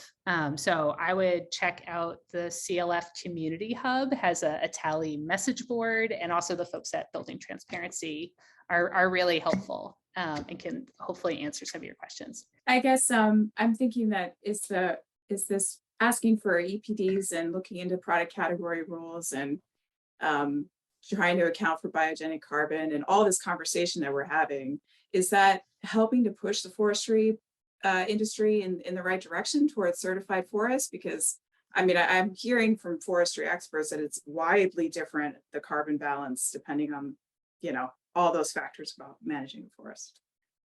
Cutting it down, clear cutting, how you disturb the soil, everything. Yeah, I mean, I think this is a huge area of research and a huge area, like a really important topic that the design community and the forestry community and wood product community is really grappling with these days. And I think it kind of goes both ways.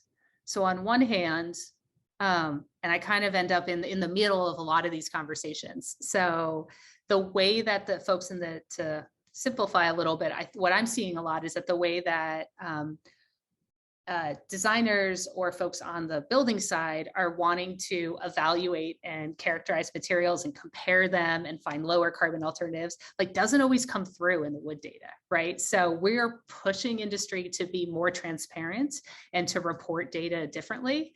And a lot of us don't necessarily understand that industry super well. And the reporting it's not so much that it has gaps, but it does not one-to-one very well.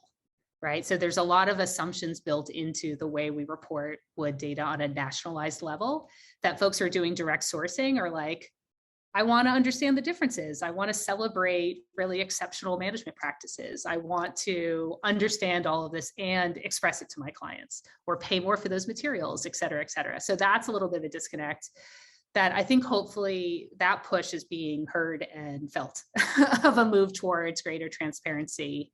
And better communication about what the climate impacts and benefits are of forest management, which right now are some of which are really, I think not fully communicated in carbon accounting. On the flip side, there's this interesting thing where carbon isn't everything. So and LCA is not a perfect tool. So that's the other element that I think is really fascinating, where there are folks who are doing all this interesting conservation work for managing for fire, for biodiversity, or for watersheds, or it's just not going to show up in an LCA right now very well.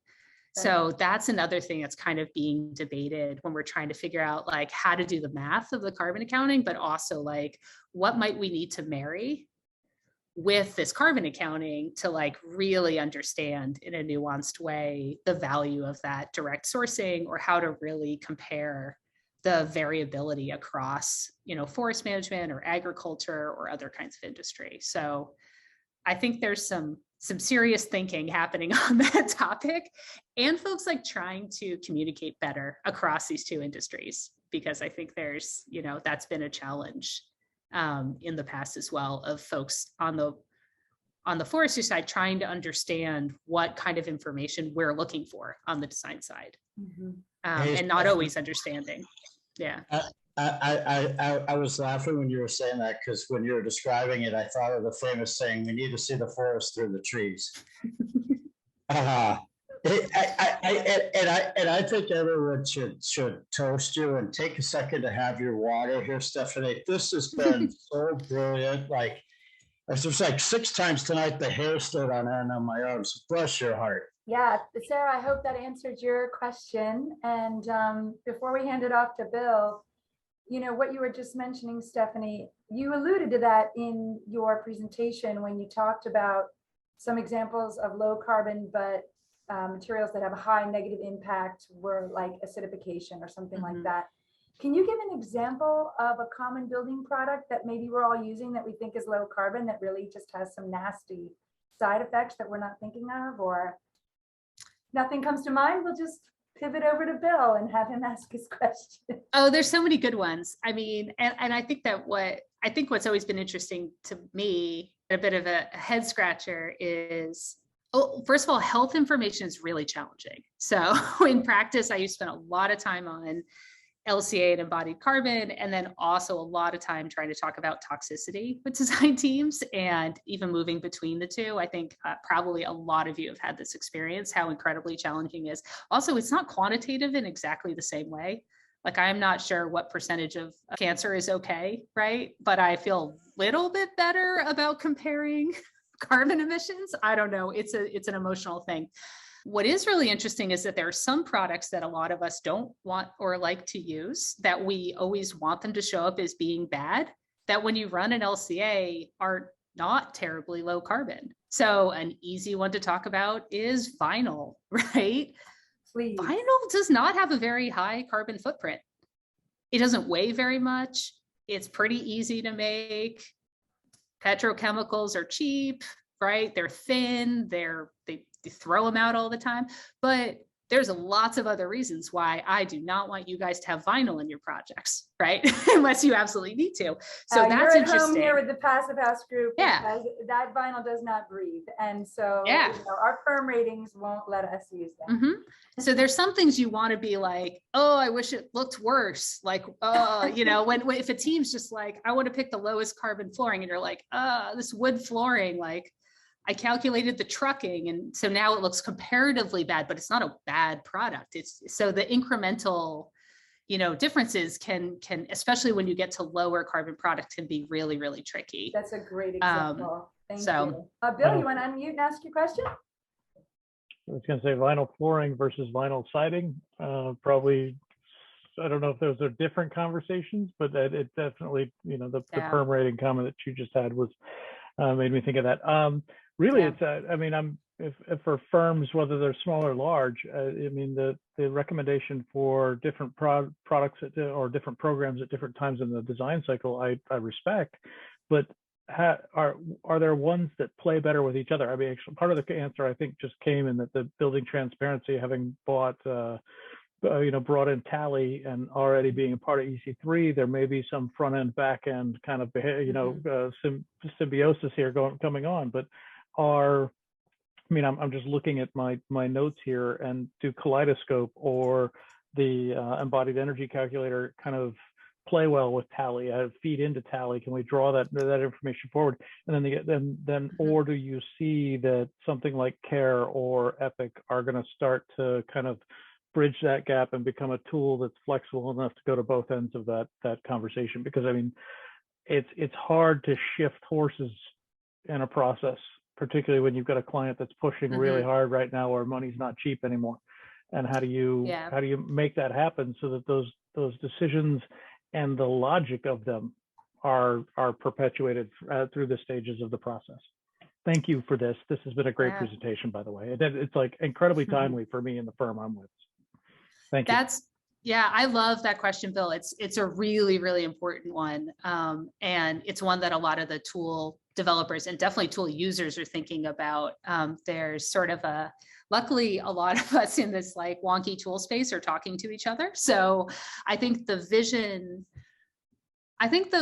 what's actually happening in practice is that people are moving between tools, right? And I don't know if I imagine that a tool like Care or Epic that is really high level early phase design tool is gonna be good at a super high specificity. the challenge, right, or that I know the tool, that team really doesn't want to go there. So the vision that folks are trying to solve, right, or the challenge they're trying to solve is we don't want to have happen is using Epic in early phase. And then when you get into Revit, not just do you have to rebuild stuff, but like, what if your results are totally different, right? So if the underlying methodology is different, and folks are definitely having that experience right now. So interestingly, I think what's really happening right now is that a lot of these schematic design or calculator tools are actually being built off Tally. And then there's a lot of work happening in, you are absolutely right, some strategy there of building transparency, now owning Tally and EC3. And they're doing a lot of work of trying to understand how to help firms port all their Tally data into EC3, or their quantities and their geometry, right? So that you're not just manually entering all of your building materials in EC3. So there's some, and they've already started putting out some really interesting workflows for doing that and helping make those connections better. Because when that tool was first developed by folks in the construction industry, they weren't really thinking about design, whole building LCA tools at all. They were really thinking about procurement, right? So a lot of people are making those connections and entering into that process and say, hey, I built this app that helps connect those together more and more. But hopefully what I think the holy grail is that, even to come back to that question about the federal commons, I think that what a lot of us would love to see is that we have a harmonized data set that all these tools can pull into. And then what we have a slightly fewer challenges with moving between.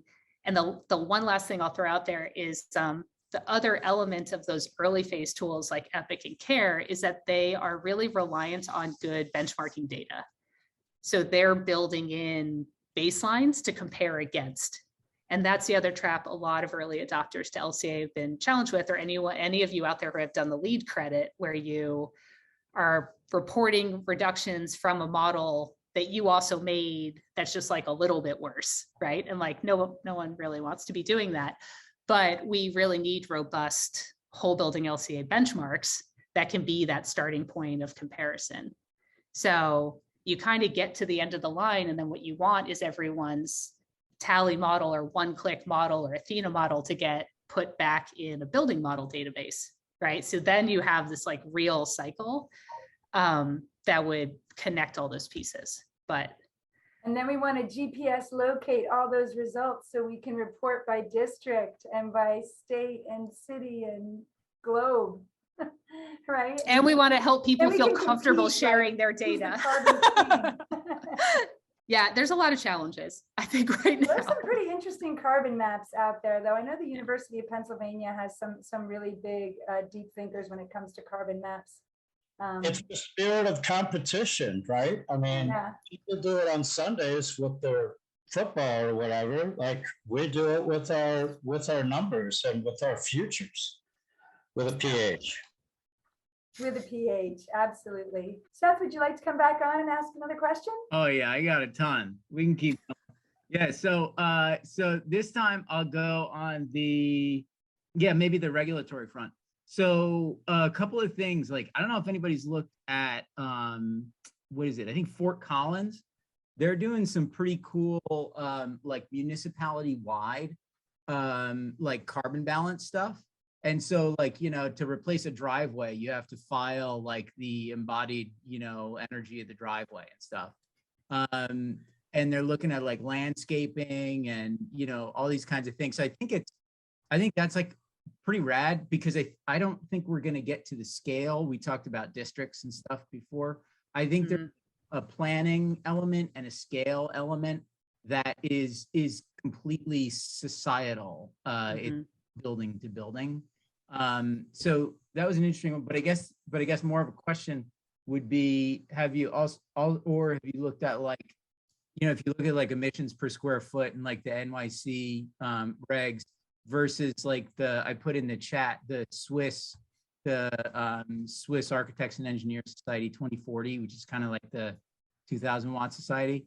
Like that's like what, a tenth of what NYC is putting out right now. It's way And it's actually, I did like a quick calculation. The Swiss numbers are much more in line with what I came up with at a survivable future climate. You know, like it's just do the math, you know? So like where, I guess, where do you stand on like where US, what kind of like quantitative units per square foot kind of emissions are kind of landing right now, and like actually where they need to be, and like how the hell we're gonna get there? Ah, man. I mean, our budget's pretty small.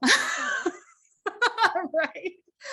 I mean, I think one element of that puzzle that we're really engaged with at the Carbon Leadership Forum, well, two different pieces I think that we're really interested in. One is how do we encourage folks who are on the planning, permitting, and city side to learn more about embodied carbon, get engaged with it, and then how do they participate, right? Because so many of the different modeling protocols and practices, like that wouldn't work for them, right? So how are they making those evaluations? And, you know, they're very, so on the kind of policy side, my colleague Megan Lewis, who leads our policy team, has been spending, you know, a lot of time talking to folks in cities and states, as well as at a federal level, who are trying to wrap their head around that question of there are very few cities or states in the US that actually have embodied carbon as part of their carbon goal and carbon strategy, right? And so getting into, you know, understanding embodied carbon is this essential part of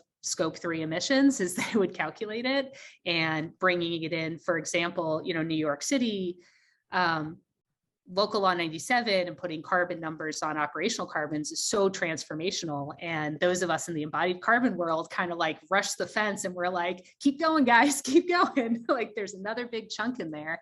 So I think that those dots are being connected and are really interesting to folks. But we have a lot of work to do to figure out how does it connect to our real goals of planning and habitation, right? Like, is that on a square meter basis? I think anyone who's run a lot of energy, I mean, I draw from like, you know, thinking about this from an energy perspective too. Should we be doing, you know, the carbon numbers are going to look really different if you're doing it per unit of housing or per person or for delivering healthcare or for, you know, getting it from this space where, I don't know, all the weirdness that happens at a per meter squared unit is an interesting conceptual question.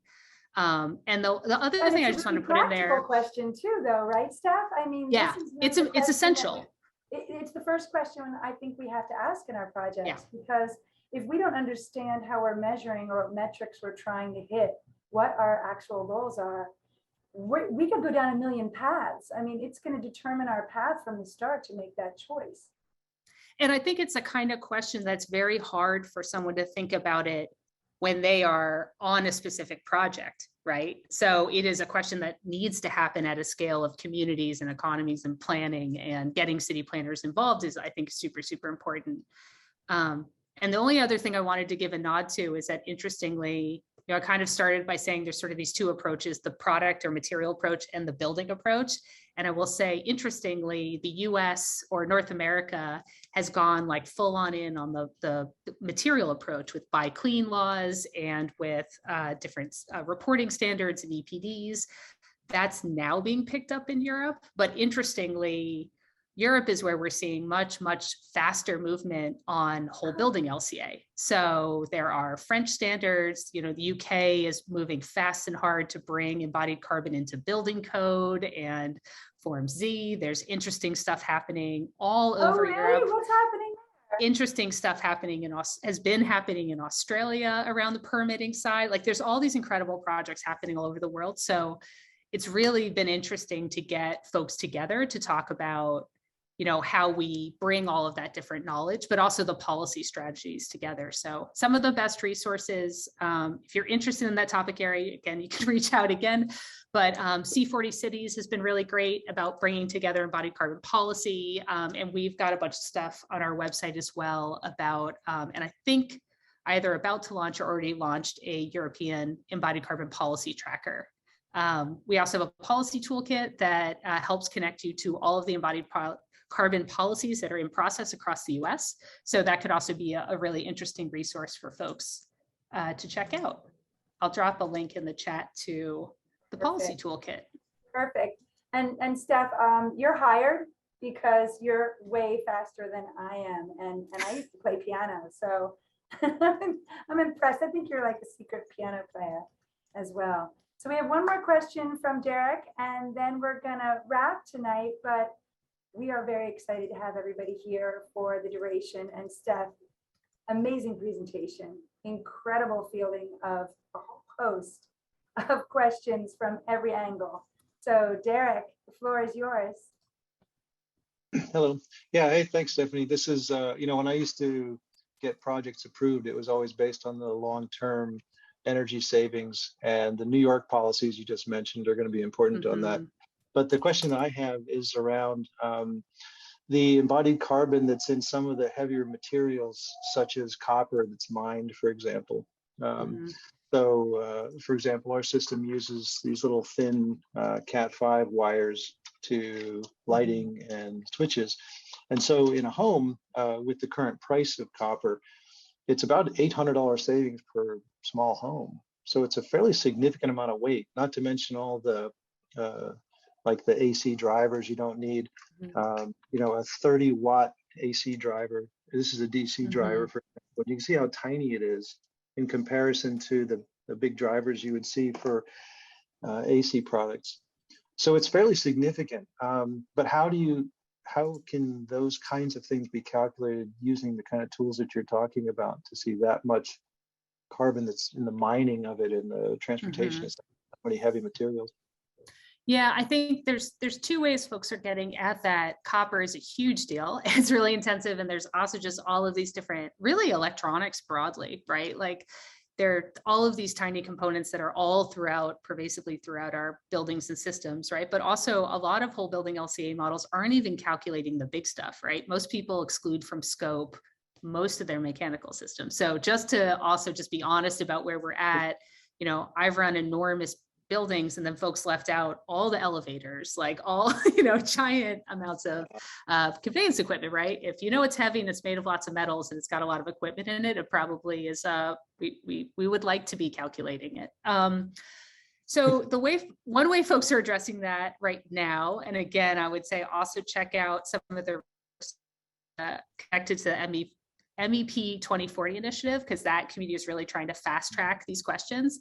A lot of those elements are not well integrated into the whole building tool. So what folks are starting to do is either use calculators or are looking at the kind of product and component level. So there are environmental product declarations, for example, for data cabling, and you can start to compare those on a material by material amount. Most of those are going to be cradle to gate, but it also will help people start to understand the magnitude of those impacts. And you can certainly take some of those carbon figures and start to scale them up and think about the quantities that are in the projects, or make comparisons that way. So there's not, to my knowledge, there's not any really great tools that are going to help put the carbon numbers directly on a systems design, which is, I think, would be amazing and we could use it. But there is background environmental impact data. So it's also totally possible to, even just with a spreadsheet, to grab some of the EC numbers. The ICE data set is really good for this because it would have, that's ICE, it's out of the UK, it's an oldie but a goodie. And it's not gonna have a lot of specific equipment, but it is gonna have copper, it's gonna have plastics, it's gonna have a lot of more basic material. So unfortunately, folks are starting to kind of do these either back of the envelope calculations or build up little modules. And hopefully we are going to have better tools for folks to really be thinking about systems components in MVP. So that's the best I can offer you right now. But copper pipe, sprinkler pipes, plumbing runs, duct work, there's a lot of stuff that, especially a lot of metals and plastics in our building, that you can pretty easily calculate a weight per linear foot. And if you know the runs for your project, you're going to get some numbers pretty quickly that at least are, you could look at and make decisions based on. So I think the real goal is finding a calculation that can connect back to a strategy. So I see MEP engineers using some pretty straightforward math to argue for efficiencies and systems reduction, right? And saying like, no, really it matters if we can like get that, you know, honestly, to give some of the architects a hard time and stop us from messing up all their systems. But I think putting some numbers on that can be really helpful. And hopefully we'll have some better tools in the future that are going to make that process easier. So Well, that's the best I can offer. You've made it a lot easier tonight just to wrap our heads around this. Go ahead, Derek. Sorry to interrupt. Oh, I just said the calculation is very quick there, because you know, we do have counts. We have tools, for example, that can feed into any kind of tools that you have very quickly. So it's press a button. But it was getting the calculation of like how much carbon is it to draw a ton of copper out of the ground. And so if the ICE data from the UK can provide that, it's great. Yeah, that data set is good. And then the Carbon Leadership Forum did a study.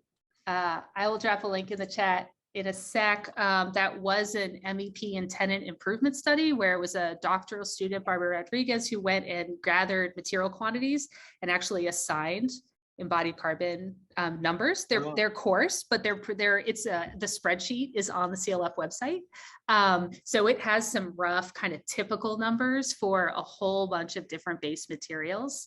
That would include, for example, like fabrication. So you would have an extruded pipe, not just like a lump of steel, right, or iron. So that's a really great resource. And then there's some incredible work that's been done that I think is now published by Borough Happold and also folks down at EDR in New Orleans that were looking at running LCAs of energy retrofits and MEP systems. And I think those case studies, so if you reach out to Kelsey Watilla or Z Smith or contact me, I'll give you their contact info. They've created all these different spreadsheets with their construction partners and MEP engineers that break down the quantities and have really good, we've reviewed all the background data on the LCA, on the carbon numbers.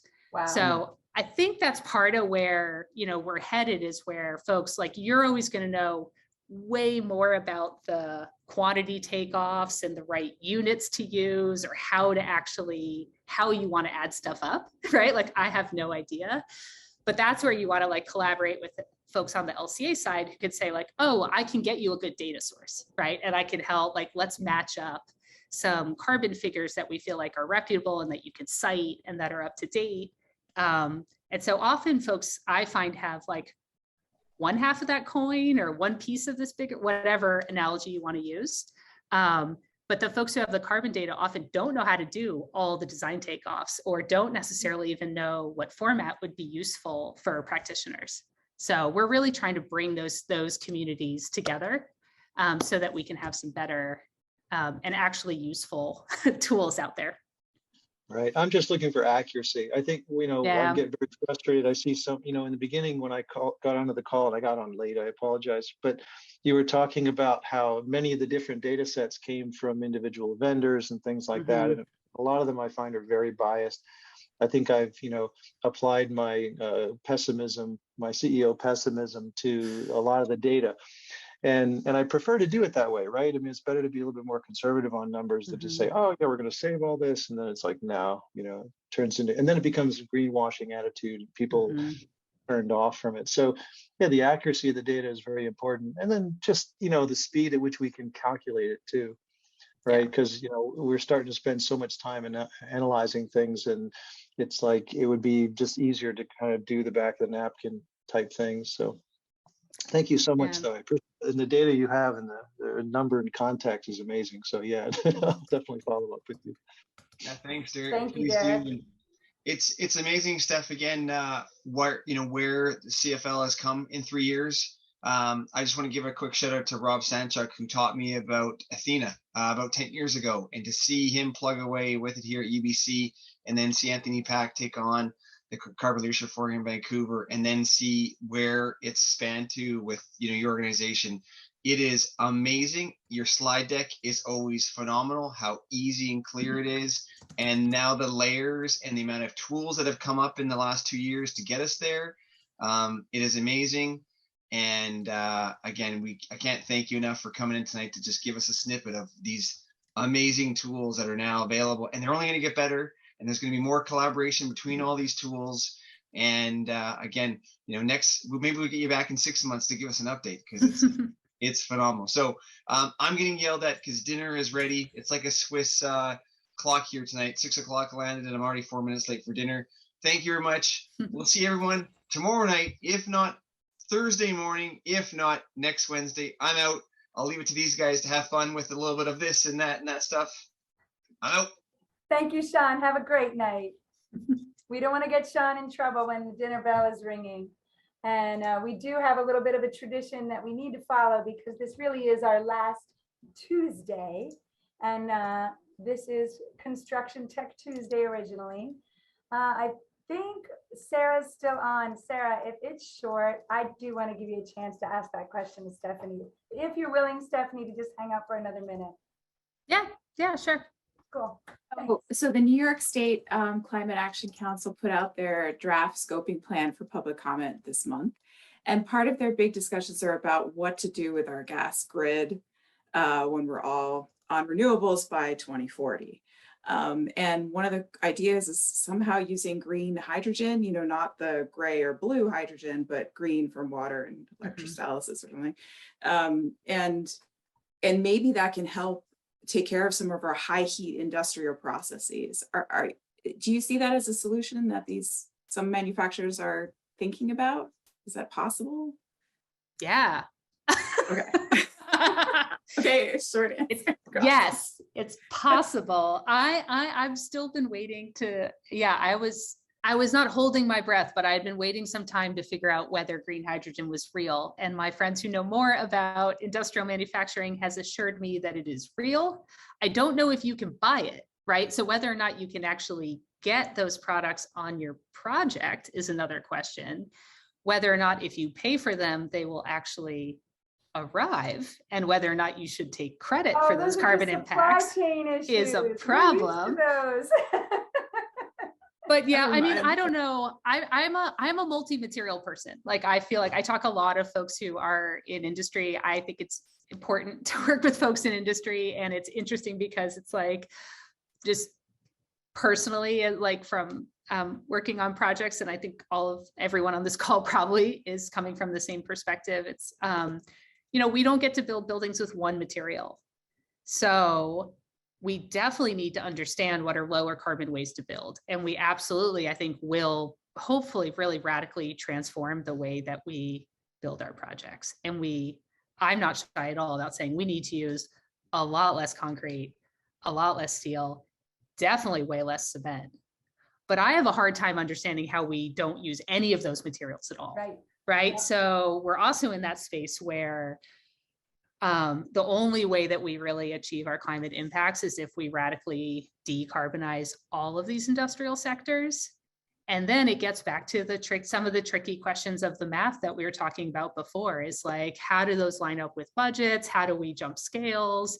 But I think that for some of those really, really difficult to abate or difficult to decarbonize processes, like concrete or cement and like steel, there's going to have to be a lot of creative thinking and innovation. And I think we're all trying to wrap our heads around how we support that, how we don't contribute to greenwashing, how we don't like inflate the incremental but important steps that are out there. So I don't know, as like a data person, I'm always like, oh, I like that strategy, but it's not net zero. Or, we're also still struggling with a lot of like language as well for how to really compare all these different strategies and innovations and products. So I think designers are actually in a really tough space, because we want to be really critical. We need to be accountable to like society as well as our clients and ourselves and our ethics.